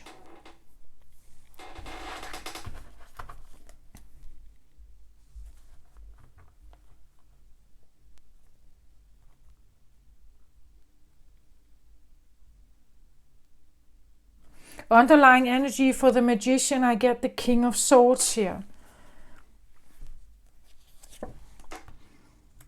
Somehow I get the feeling that the King of Swords is typically quite...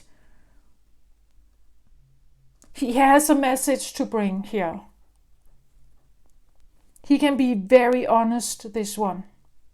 And somehow I get the feeling you know that. You have to bring honesty to the table here. And that may even also not be you, Gemini, in the sense that being totally honest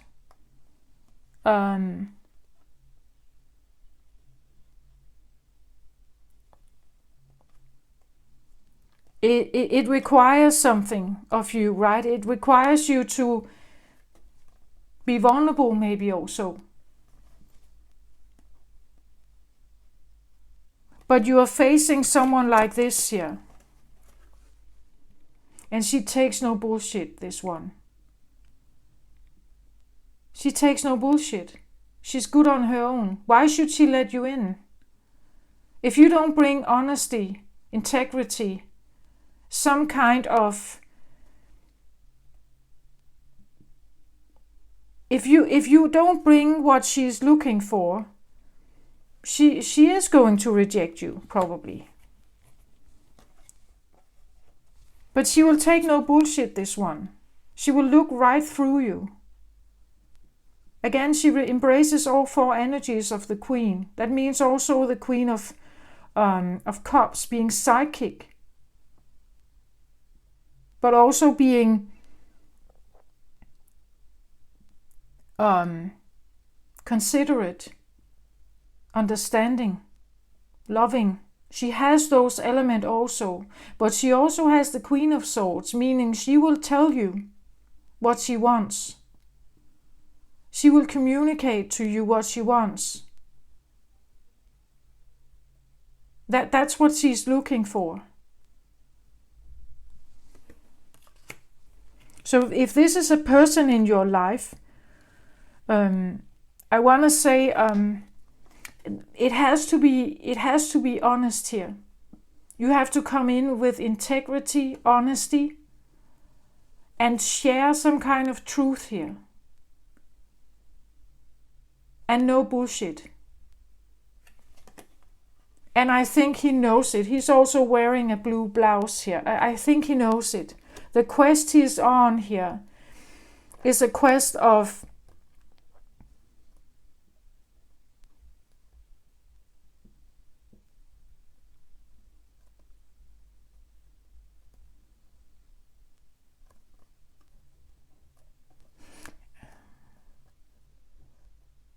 finding your home, yes, but also a balance balance of life perhaps. And that requires you to be very honest, not only towards others, but also with yourself here. It requires you to really own who you are here. Be clever, right? Be clever. The King of Swords, I associate this with Aquarius energy. Very intelligent. Very smart energy here.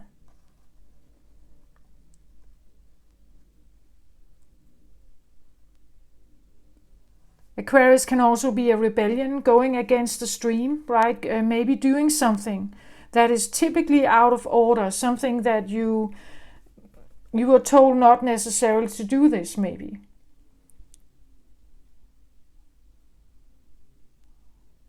But the King of Swords would do it because there is a greater meaning to this. There's something extremely important to be gained by this. Otherwise, he wouldn't do it.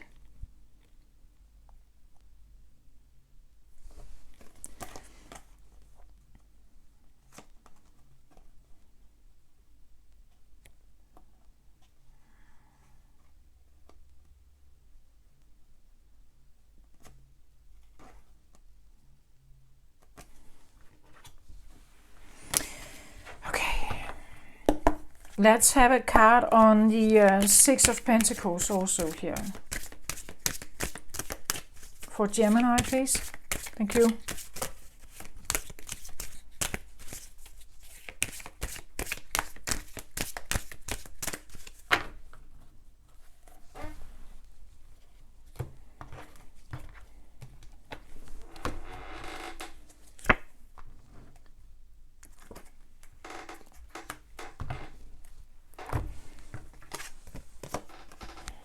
So I get the Nine of Pentacles with the Six of Pentacles here. These are opposing cards.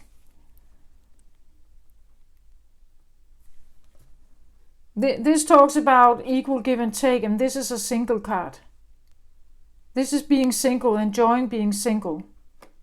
Not wanting, and that's why maybe this makes sense. Like it's an investing in someone requires something.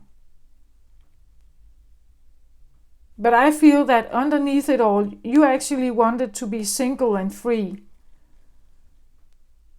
Indulge in whatever you could indulge in, as long as it's small. Right? This little bird, you can like just flip it off your hand easily here. Like the little girl.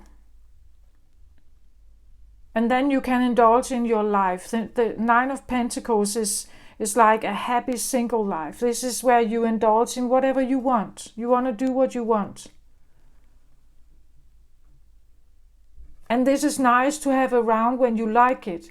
But if you want to go have fun with friends, you don't want this one around, right? This is the little one.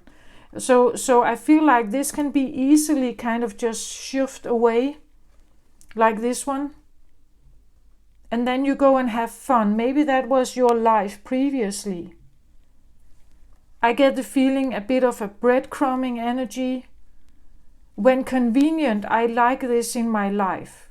Again, dance monkey. When convenient, I like it in my life. When not, then I shove it away and I go and have fun where I want to have fun. Or I go and do what I want somewhere else.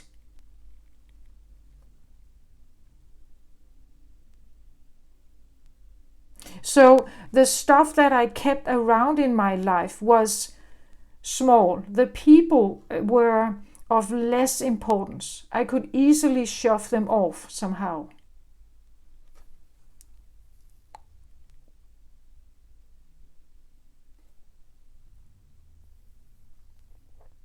So I give them a certain amount of attention, maybe a little berry from time to time. And when I don't want to look at them anymore, or when I want to do something else, I kind of just, I give them a little coin and they can go and have an ice cream, right? Something like that. Take it how it resonates for you. But I have to like explain it like that when I get a card like this, because it actually talks to me about preferring to be single, unattached to something. That's what it talks about. Primarily wanting to be unattached. So having no responsibility for others, but yourself. Okay. But somehow I get the feeling this has changed.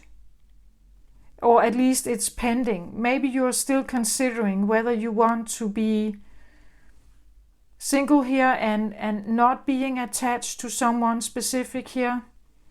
Or whether you actually want to. But it requires something of you. It requires for you to maybe bury the old masculine version of you and rebirth a new one. And therefore you need your Gemini energy here. Maybe you are standing in front of a Virgo here. Virgo is also magician energy. At the bottom of the deck here, for this shuffle with the 9 of Pentacles here, I get the 6 of Cups. This is the second time I've seen this one. This is a grieving card. Losing love here. So of course you are second guessing whether you want to go. You have already lost love. You have already experienced a grief here. You have already been rejected or experienced spilled cups here. That's why you want to be unattached and single here. That's why you only want like easy situations around you. Your heart has already been broken. You have already lost someone here. And considering to go towards someone again, considering doing that, it brings up all of this, of course. You have already experienced it. That's why you keep people at a distance. That's why you breadcrumb them, or that's why you primarily want to be single. That's why you keep people at an arm's distance, away from your heart here. These are pentacle cards, not cups card. Right? There are no cups cards here. Well, this one is. But this explains a lot. It explains why you keep people at a distance, maybe Gemini. But you are considering to go towards someone, I think here. Someone very special. Or it is a part of you that you want to heal. Again, the feminine energy is also about your heart. It's about your body. It's about your feelings. Feminine energy is that. Heart energy. Broken heart here.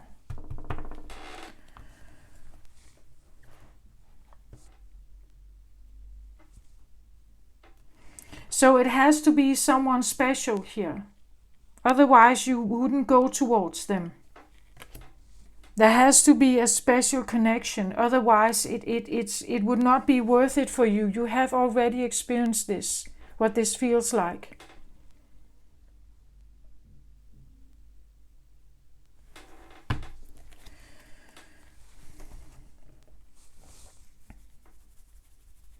Can we get some card about this other energy, please? The one that Gemini wants to go towards. Can we have a card on this one, please? Who is that? Who is this? You consider them to be the Empress here. Who is this other energy, please? Can I have a card on that?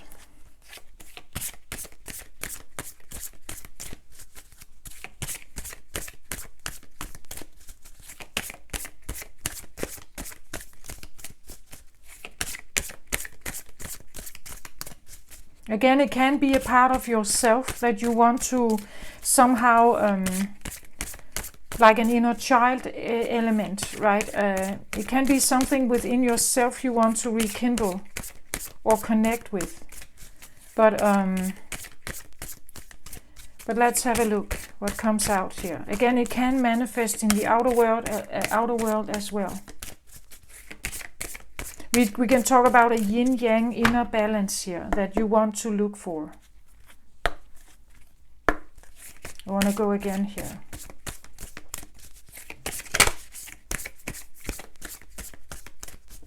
Who is this other person or this other energy that is bringing Gemini on this quest, or to prove something or to change something here?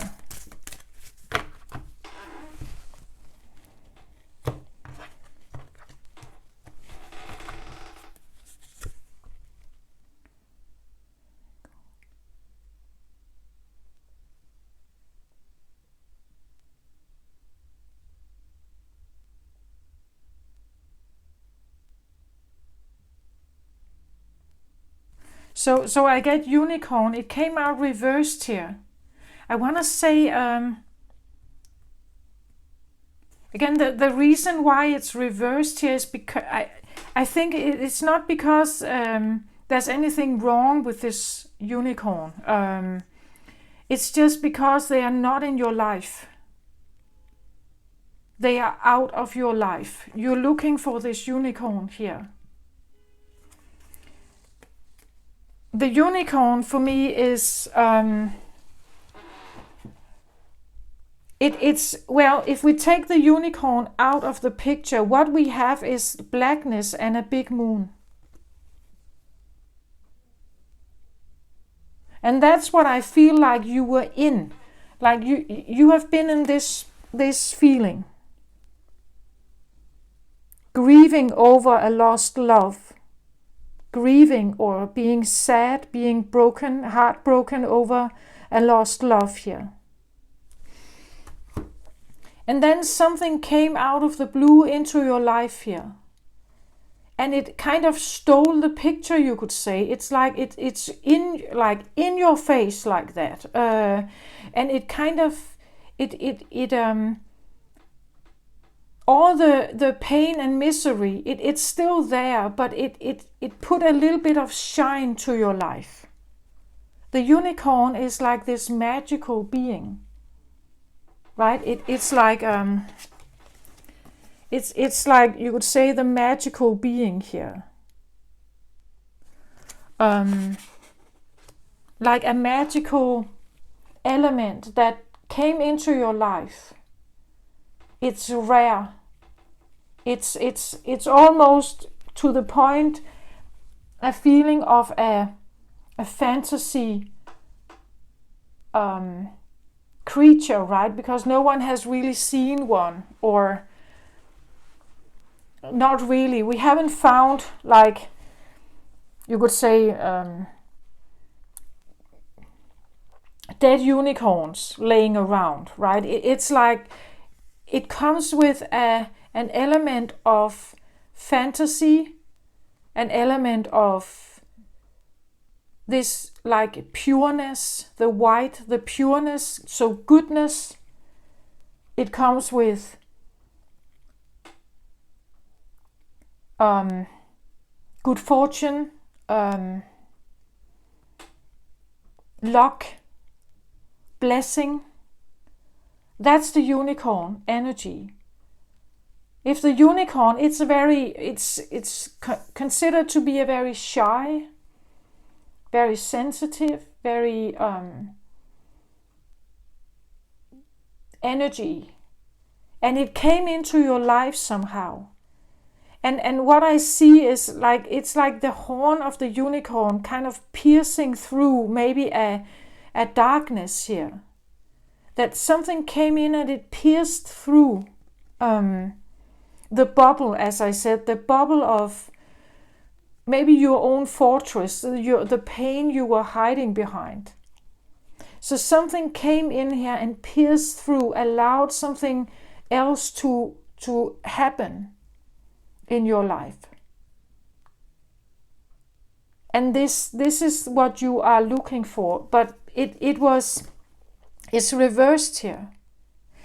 And I'm quite certain that the spirit cards here, with the circle, that the spirit cards are not necessarily to be like written. They don't have like an unbalanced energy. They just have an energy that you haven't reached yet, or that has not been accessed yet. It talks about reconnecting to higher wisdom or divinity. It's difficult to see, hear, or think of a unicorn without immediately questioning if it's real. Did they ever exist? Perhaps long, long ago? The mind answers maybe, or it could be, or no way. This very contemplating explains our relationship with divinity and encapsulates our wavering belief in the unicorn. We wonder what divinity is. We wonder where our intuition comes from, and if we can really trust it. We think about a higher power, and our mind hesitates between yes, no, maybe. Is it male or female? Does it have a name? Is it just a feeling?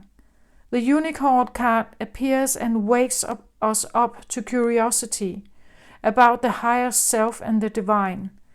It is a card of questioning, exploring, and contemplating the inexplicable.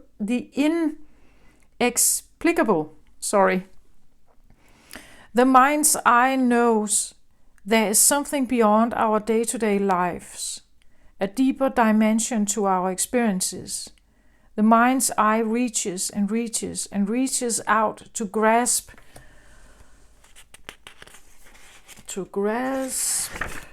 something more. You are the unicorn, and you have begun your quest for the answers.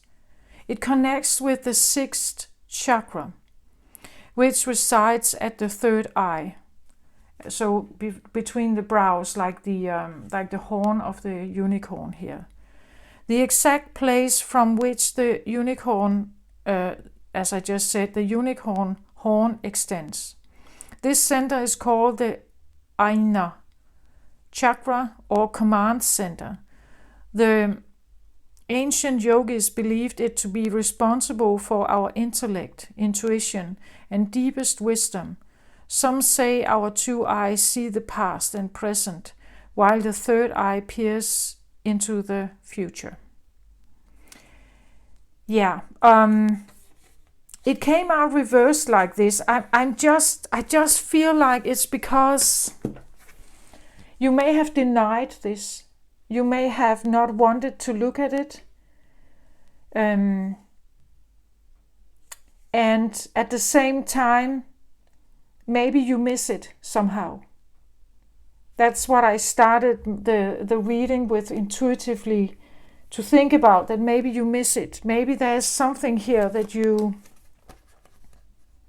can't let go. That somehow maybe you want it to be true, right?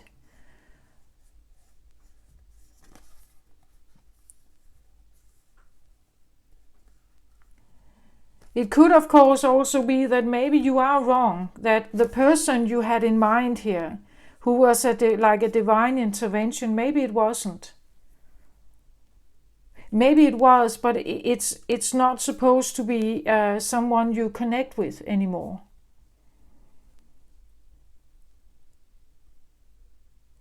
But I felt immediately it's because you're not in touch with them anymore. They are not in your life. Maybe you feel disconnected from divinity. If not a person, maybe you feel disconnected from your own guides, angels, from your own intuition. That could also be what this is. Like they came in to pierce through somehow to wake you up to something. Maybe you didn't want to hear it, maybe you didn't want to listen. Maybe you feel their absence, right? You feel their absence, so the moon is coming back.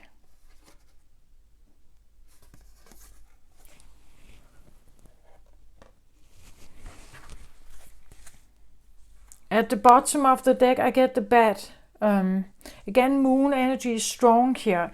There's definitely something that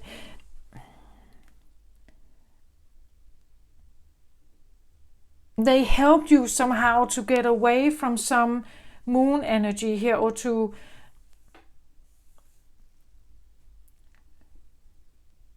because the bat, the interesting part with the bat is that there is always a new beginning coming. But as long as the night is here, as long as the moon is here, the bat can fly wherever it wants. It can land on any roof, any tree. The dim light of this moon reaches the bat nonetheless. It can't escape it, you could say. So during that night, the bat has to endure the light of the moon. It has to go through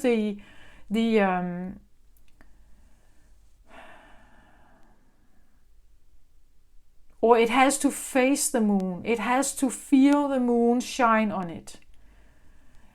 Until the moon has done its work and the day is over.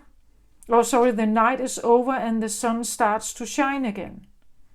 We could say this is the journey throughout the dark night of the soul. Maybe the unicorn here was something that came in very quickly, pierced through something.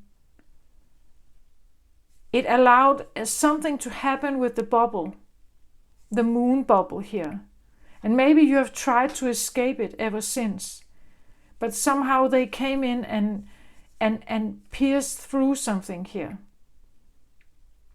But because they are not in your life anymore, maybe you feel like you are back in this energy.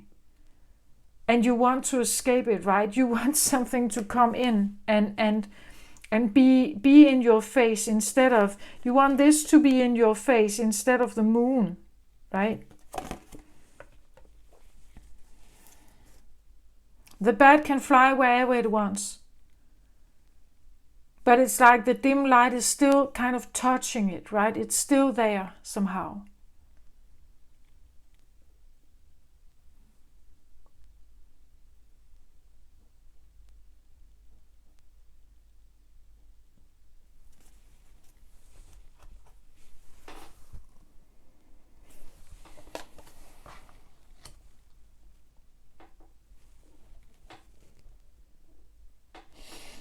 Why is this reversed?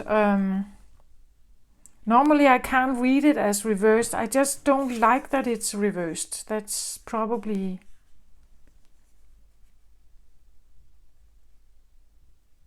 Because the person you may have in mind here, they could, and they are very beautiful. Like this is, the Empress is like the most adorable, I want to say. This is like, I wouldn't say goddess energy, but it's something like that. They have a specific shine around them. They are very, very attractive here. So I get it. If you really saw them as a unicorn here, I get it. But somehow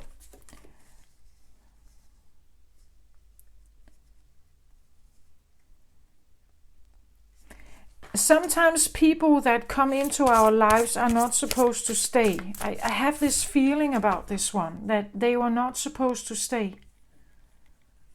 They were supposed to wake you up, but not necessarily to stay. Can I get a card? Why is this reversed, please?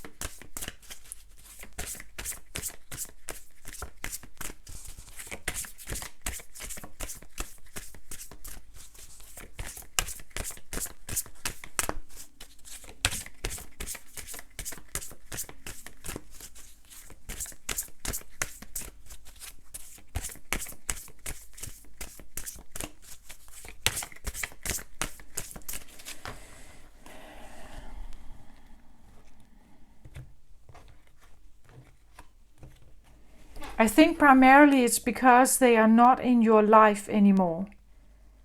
But maybe it's also because and that would be very Empress energy, I want to say, they are not here to be your light. They are light. They're not here to be your light.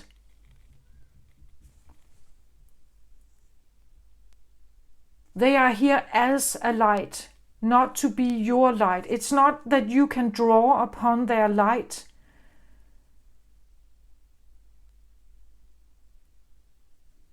Again, this one can stand alone. She can stand alone and take fully care of herself. That's why you cannot bring bullshit to her. She will look right through you here.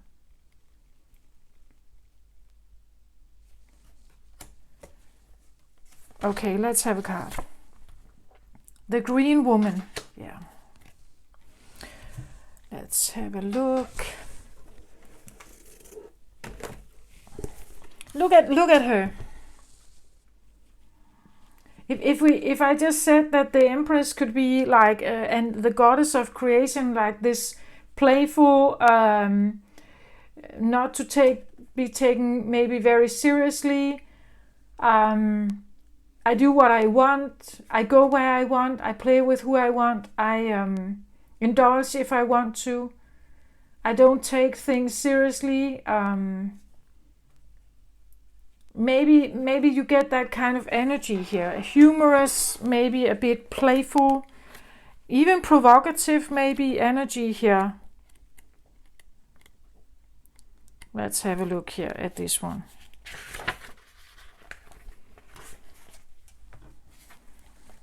So the green woman talks about wildness, natural magic, expectant gratitude, and untrammeled creativity.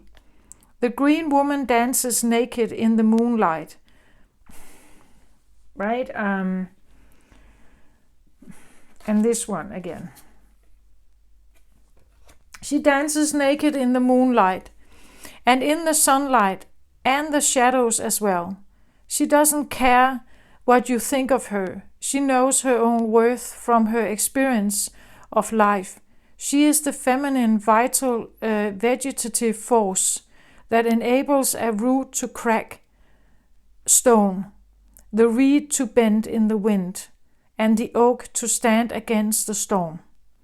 The graceful slow-motion dance of the Green Woman shows us how to release the constraints of artificial rules and limitations and find our true pattern of growth. Each of us, rooted or not, has an inborn pattern of perfection to guide our growth. Earth Mother nurtures us. Sun Father energizes us. Storms batter us, and sometimes we must bend before them.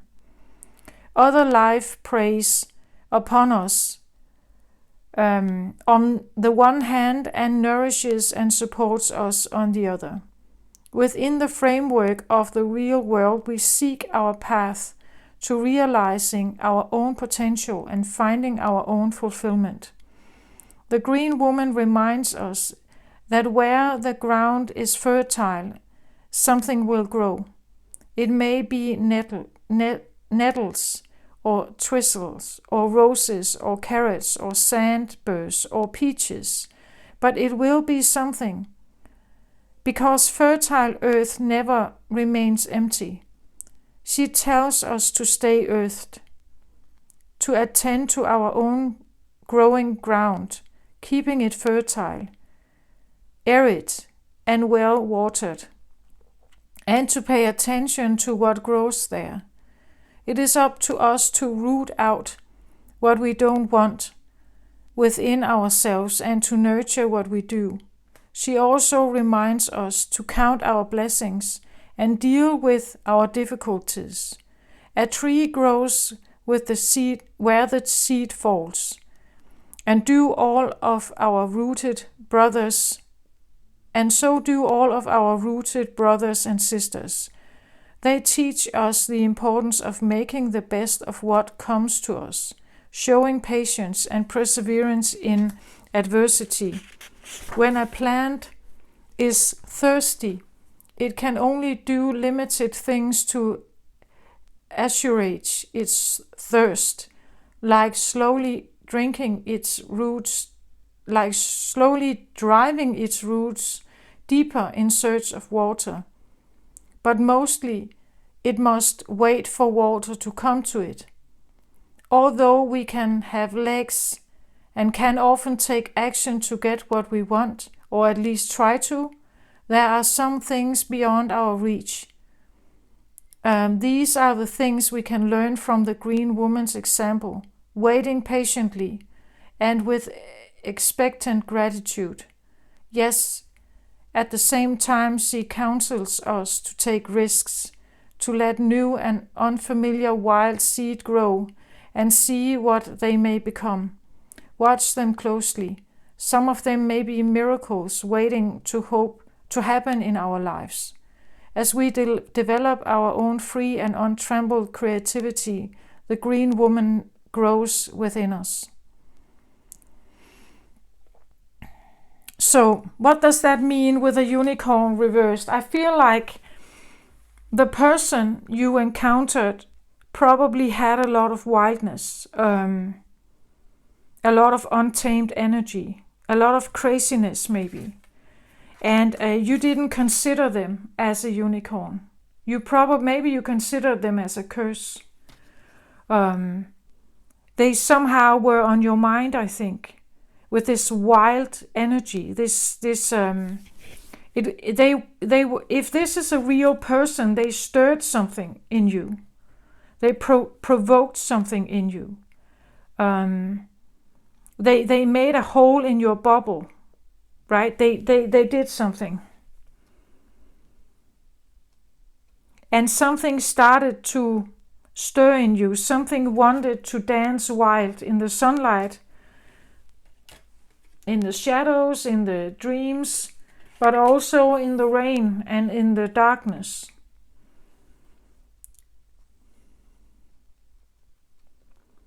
It even talks about the roots of the tree, where you grow your roots. And also that sometimes you need to have patience for the water to come to you, right? That sometimes the water needs to come. You can take a lot of action, but it doesn't mean that it's going to happen. You can't get water with fire. So you can try to force something and exhaust yourself maybe. You can try to force something, but it doesn't mean you will have cups out of this water. She walks in water here. right? Meaning that she's in touch with it. But are you in touch with it here, Gemini?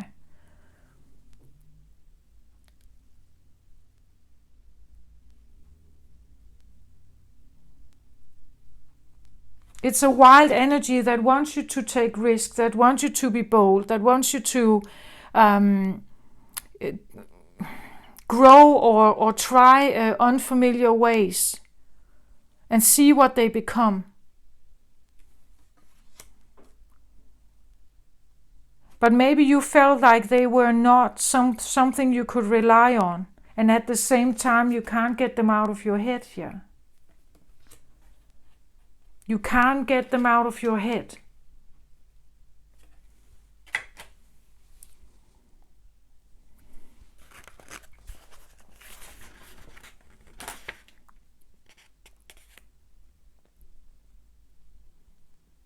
Graceful slow motion dance of the green woman shows us how to release the constraint of artificial rules and limitations and find our true patterns of growth. It's slow moving. You can't force it. Maybe that's why you're also pending, or your decision is pending, or you are not consistent with your efforts somehow. Sometimes you are doubting whether it's the right thing to do. Sometimes you hate it. Sometimes you are inspired by it. Like a muse, right? Like a muse, it's something that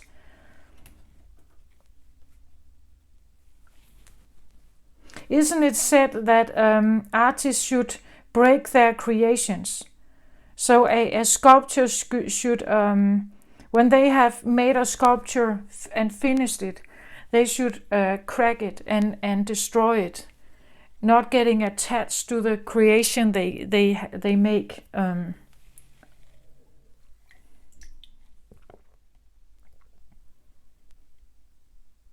So you have to consider. You have to consider what it is you think you are going to gain from this. If you believe you're going to gain a prize, no, you are not. You're not going to gain a prize. If this is a person, they're not a prize in your life. They're not here to take your sorrows away. They are light. Because they have done the work, they have healed themselves. They have confronted their fears. This is probably what they stir in you, confronting your fears. Again, she can stand alone here. She doesn't need anyone. The only one that is a true match to her is the Emperor. And how do you become an emperor? By doing what she has done. Embrace all four energies of the kings. King of Cups, King of Pentacles, King of Swords, and King of Wands. Not just a King of Swords energy, as I showed you earlier with this one. So you have to come to her right here.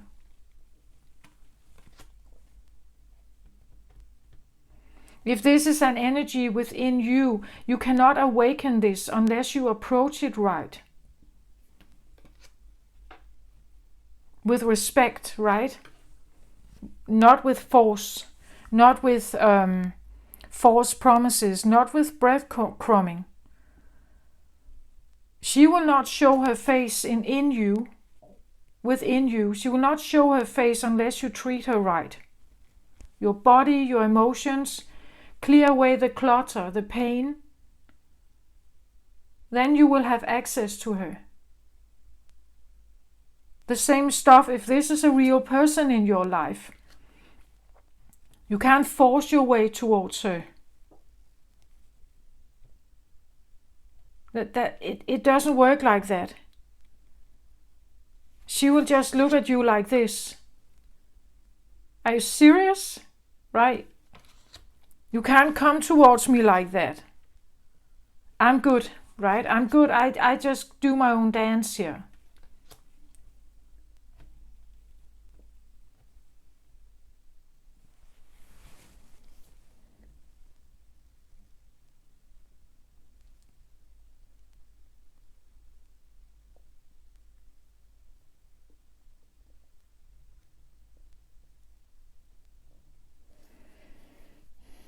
Can I get an advice card, please, on this for Gemini? An advice card for Gemini on this one, please. Because it seems like Gemini could be questioning themselves here what to do. Feeling drawn towards something, but maybe not seeing the point of it. Expecting disaster maybe here. Expecting that there's so much that could go wrong here. And I don't see the point. I'm drawn to something, but that's the only thing that makes me going. Otherwise, I don't see the point. I have more to lose than to gain. That may be what you feel, Gemini.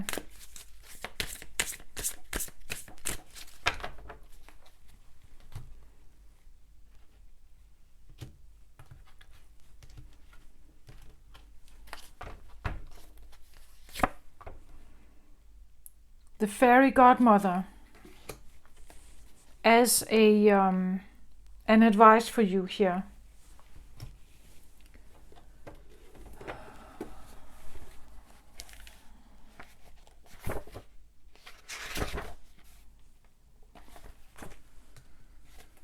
The fairy godmother talks about gifts, talents, grace, helpful lesson.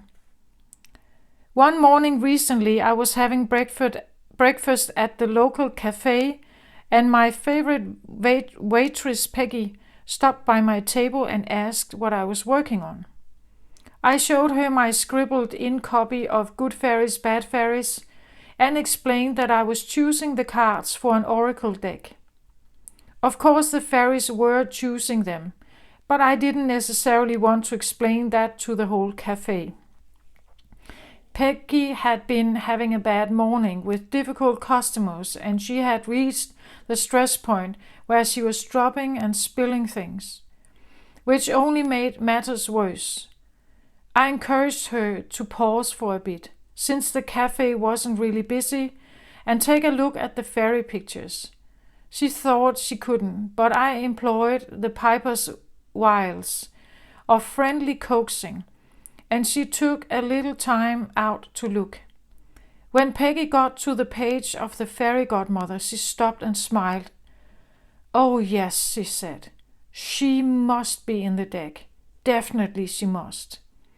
The longer Peggy looked at her, the bigger her smile grew, and the more insistent she was that I include Siri in the deck.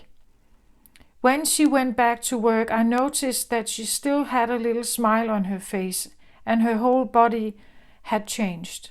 Things were not jumping out of her hands anymore.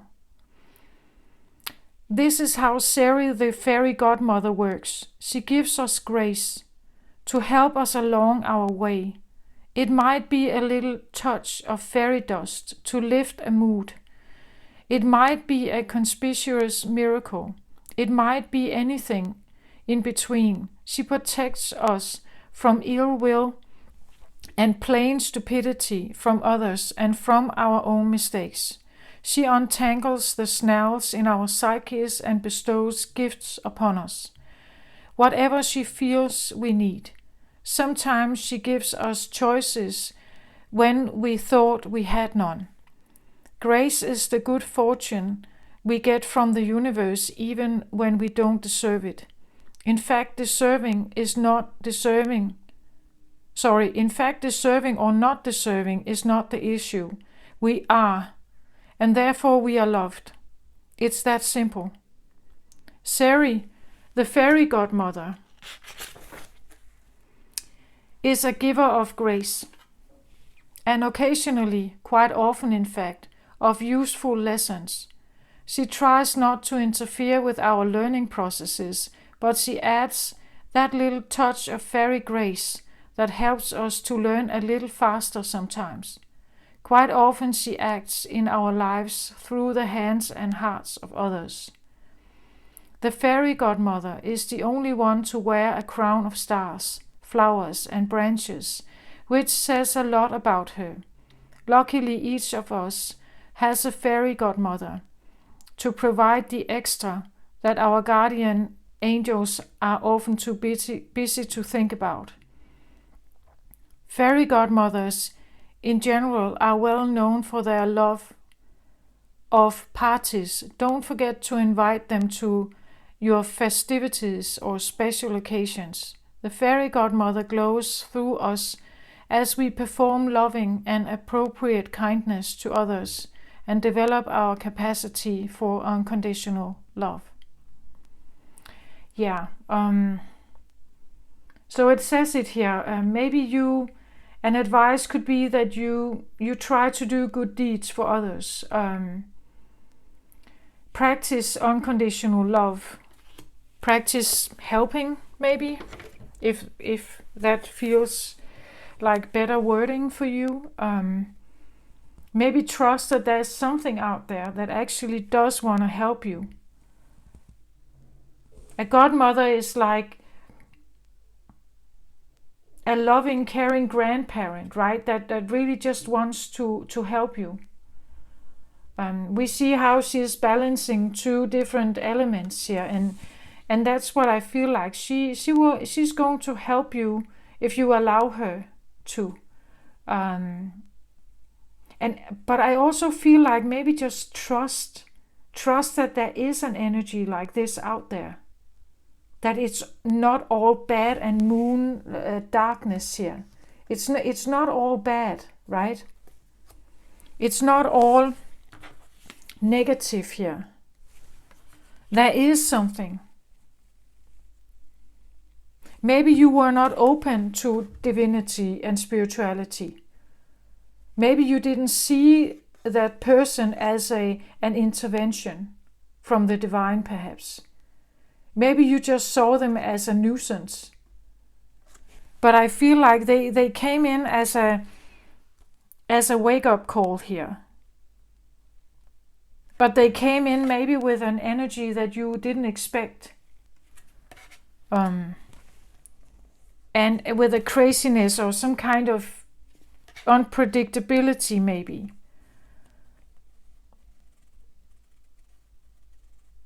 I feel this card as an advice card is something like, maybe allow yourself to just ponder whether there can be good in this world, whether there can actually be someone like this out there. A guardian angel or a fairy godmother, it says here. Maybe you have a godmother, a physical living godmother that could offer you some kind of advice, or just someone who is very kind. Maybe doing something good for someone who is very kind, right? So like repaying something, or maybe not repaying, but just giving as they are giving.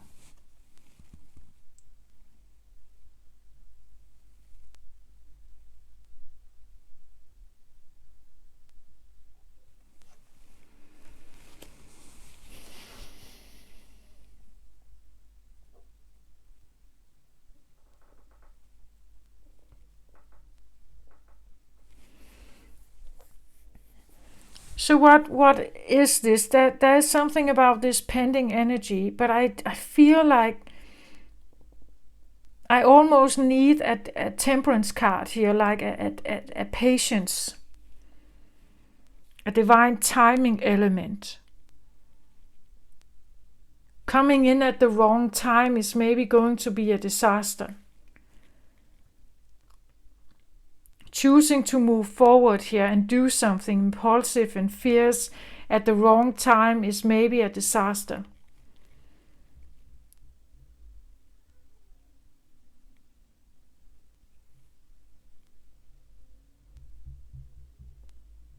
Can I trust this wild, bold energy?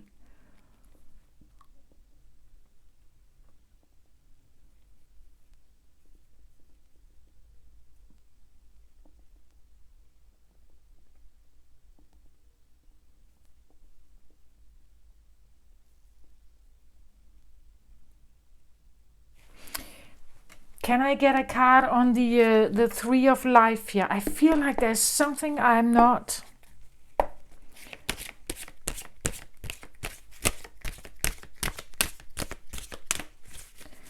Tree of Life. Can I get a card on this one, please?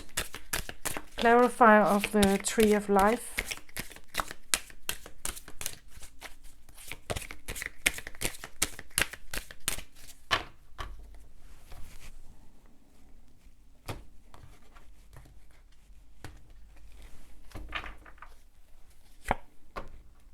Strength. Yeah, it makes sense to me. I said something about the Tree of Life with like returning home.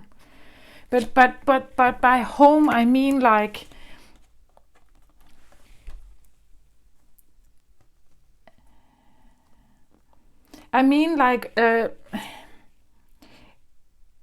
what you are going through here, and maybe the fears that you are encountering here is something you need to go through to be more grounded as a person.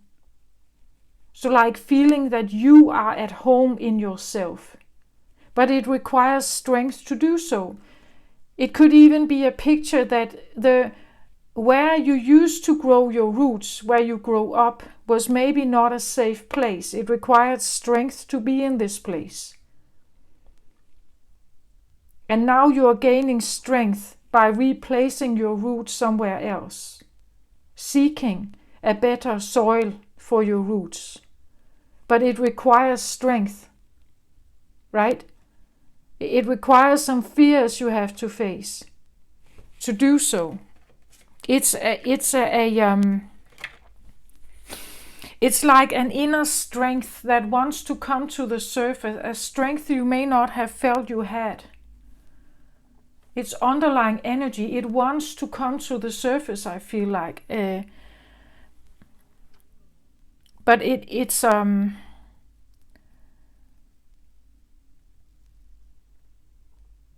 But it could be a road that you need to walk that you don't like, right? You don't like it, or it feels your ego doesn't like it. Your ego doesn't like it. Can I have one more card on this Unicard reverse, the green woman, please?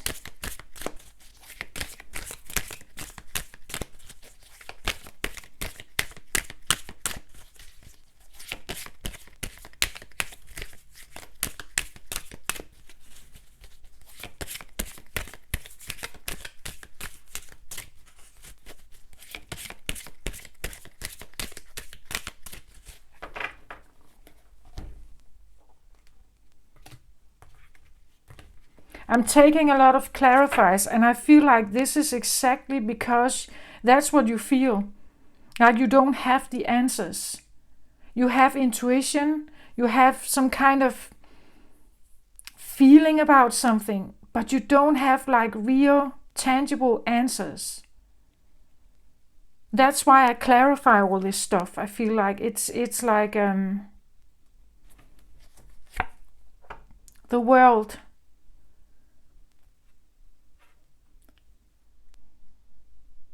Yeah, it's like you're stepping into a new world, a new order, a new way of being. The world is the final card of the major arcana. This is like walking into a new timeline, changing your perspective entirely, becoming a new person. This is, I want to say also, I said like a rebirth. This is the travel towards a new timeline, the travel towards becoming a new person. After this card, we have the Fool again, starting a new journey. This is also a card that wants to end up old cycles, like that wants to close off old cycles and wants to help us to move towards something new. Like the old cycles are not supposed to restrain you in this world. They're not supposed to keep you stuck. So I feel like the person who got into your life here, They entered your life, or the energy that was released in you here. It's because something needs to end. Something needs to come to an end. Something needs to be finalized. Something needs to be realized and finalized so that you can move forward, so that you can change your life, so that you can have a new beginning somehow. But I also want to say, look at how this person is walking through this opening alone. I'm not sure this person is supposed to be there anymore. They are not supposed to go with you. They were maybe a catalyst for you, not someone who was supposed to stay with you, be your partner or something like that. But they came in as a catalyst for you to get over something, release something, finalize something, to have a new beginning, to change something.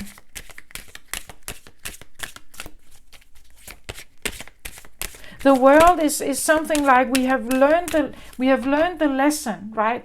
We see the point of the lesson. We recognize it. We have overcome it. We have conquered it. We have had victory with it. And now I'm ready for a new beginning, something new, a new step, right? That's the world card. It says, oh, I see it now. I get it.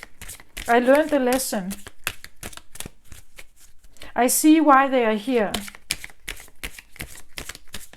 Maybe you're still wondering why they are there, why they were in your life, or why it happened.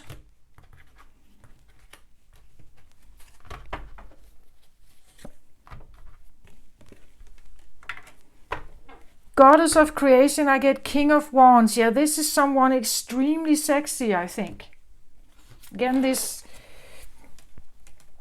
energy here. Empress, Goddess of creation, King of Wands. It shows as a king, it doesn't matter.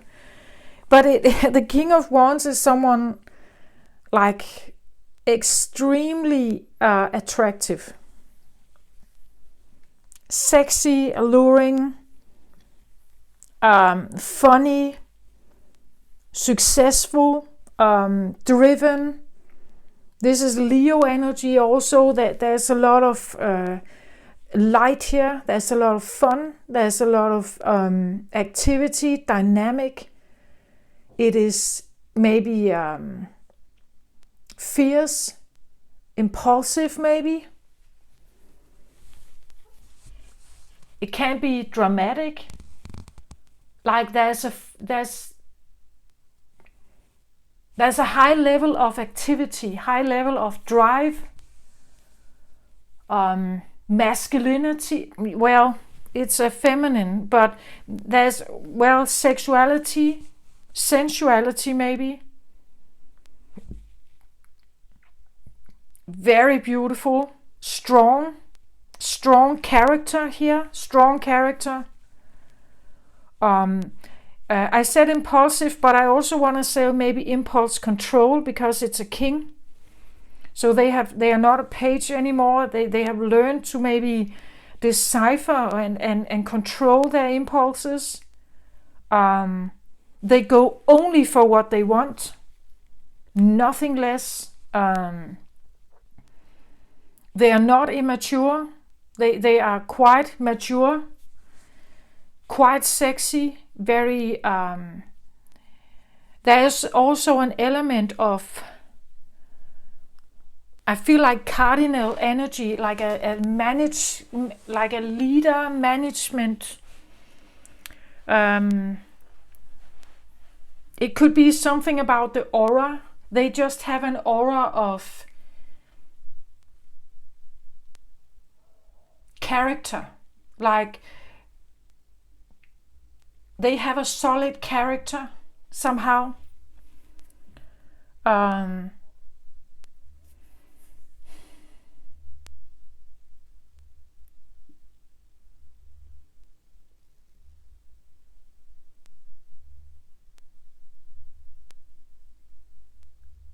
They could be like free with their body. As I said, with the green woman, I talked about someone dancing naked in the nighttime, daytime. They could be quite free with their body, but still, I feel like maintaining this aura of like solid character. Right? You can't just go and touch her, right? It's like she has this aura of respect or something around her. I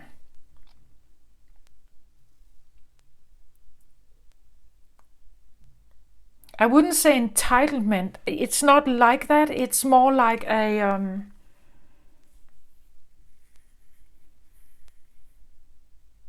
it comes across as this respect, like you would have towards a king, right? You wouldn't just go and touch him like that. When he sits on his throne here, even though he's gorgeous, you wouldn't just go and touch him. There would be this some kind of intimacy barrier that you can't cross with this one. Not just like that. They need to give you permission to come closer, right? That's the energy I get here. And that's also what I said about the Empress. She can stand alone. She doesn't need you to come forward. She doesn't need you to come closer. She is good on her own here. And she will not take crap. She will not take lies, manipulation, breadcrumbs. You need to come towards her right. Otherwise, she will not accept you. Because she has this aura around her, right? That this is just someone you don't play games with. She's not interacting with anyone who plays games. It doesn't work with her. So she's simply not playing the game.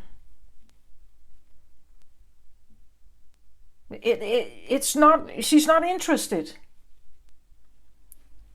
She knows what she wants. She only goes for what she feels is right. Could be extremely, like, there could be a lot of passion from her, like a lot of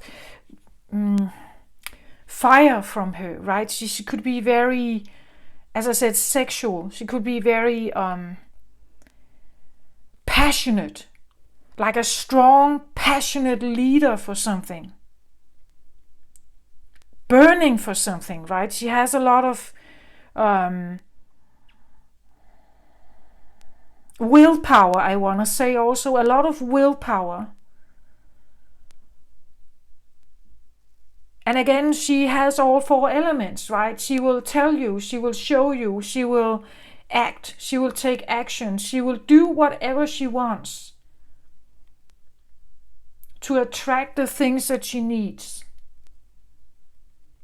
That's her, but she is not chasing anything. She's not hunting anything. She is someone who attracts to her. That's probably why you are considering to go towards her. Because that's how she is. She has that aura, right? That's her aura. It's a very strong character, very powerful, and that's probably also the strength card here. Strength and King of Wands go together, right? That's what you're looking for. That's the home you are attracted towards, Gemini, here. That's what she is emanating. She's emanating this strength of wholeness and groundedness and power.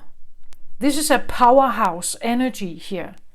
And if this is something that is going on inside you, a search you have for something inside yourself, you have extreme power inside you here, Gemini. It's a search for that power. And maybe there is a person that you get attracted to. But I want to say they just mirror to you what you have inside yourself. You have this inside yourself as well. They're just mirroring it to you.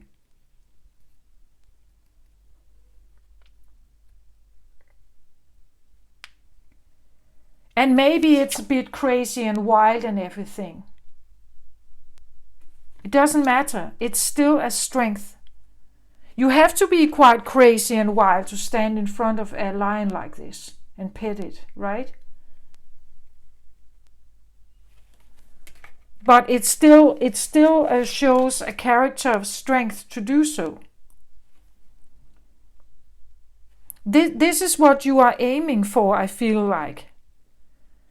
This feeling of inner home that is extremely powerful. A character trait in you that is so solid and strong that you can pet a lion without fear, that you can sit on your throne here. Nobody's just touching you. Not like that. You allow them to come closer if you want to deal with them, right? You are in charge here. It's even something about an inner feeling of that I am in charge. That could also be what this is all about. That I am in charge. I'm in charge. I'm not going to be overwhelmed by something here. I am in charge.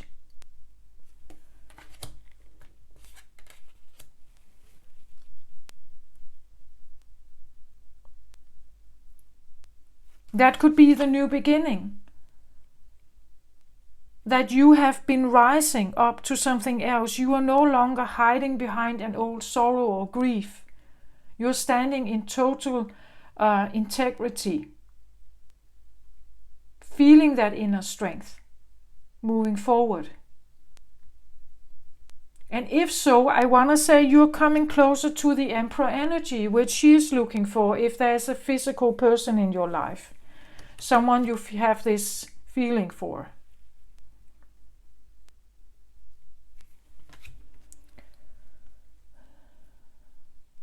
If someone came into your life, it's because they want to awaken that inner strength in you.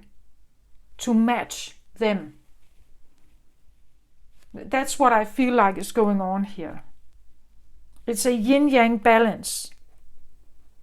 It's an ego test.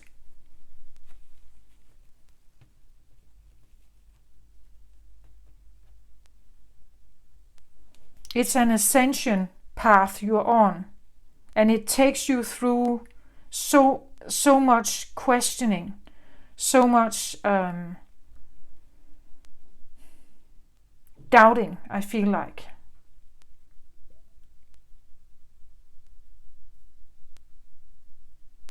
But hey, I feel like you're on the right track, Gemini, even though it may not feel like that. Trust that you are guided by something beautiful, something that has to do with love here. Love. Not earthly material wealth. Because somehow I get the feeling you know that already. It's not going to make you happy. The money didn't make you happy, right? You realize that even if you had someone in your life, but it was not a close, deep, intense, equal connection, it doesn't make you happy. It gives you a glimpse of something, but it doesn't make you truly happy. You're going on this path now because you saw a glimpse of this. A glimpse of this. A glimpse of the sun.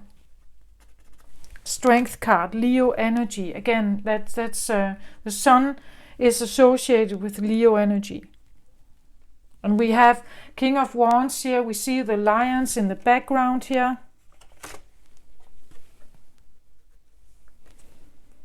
And we see the lion here as well. That's about inner strength.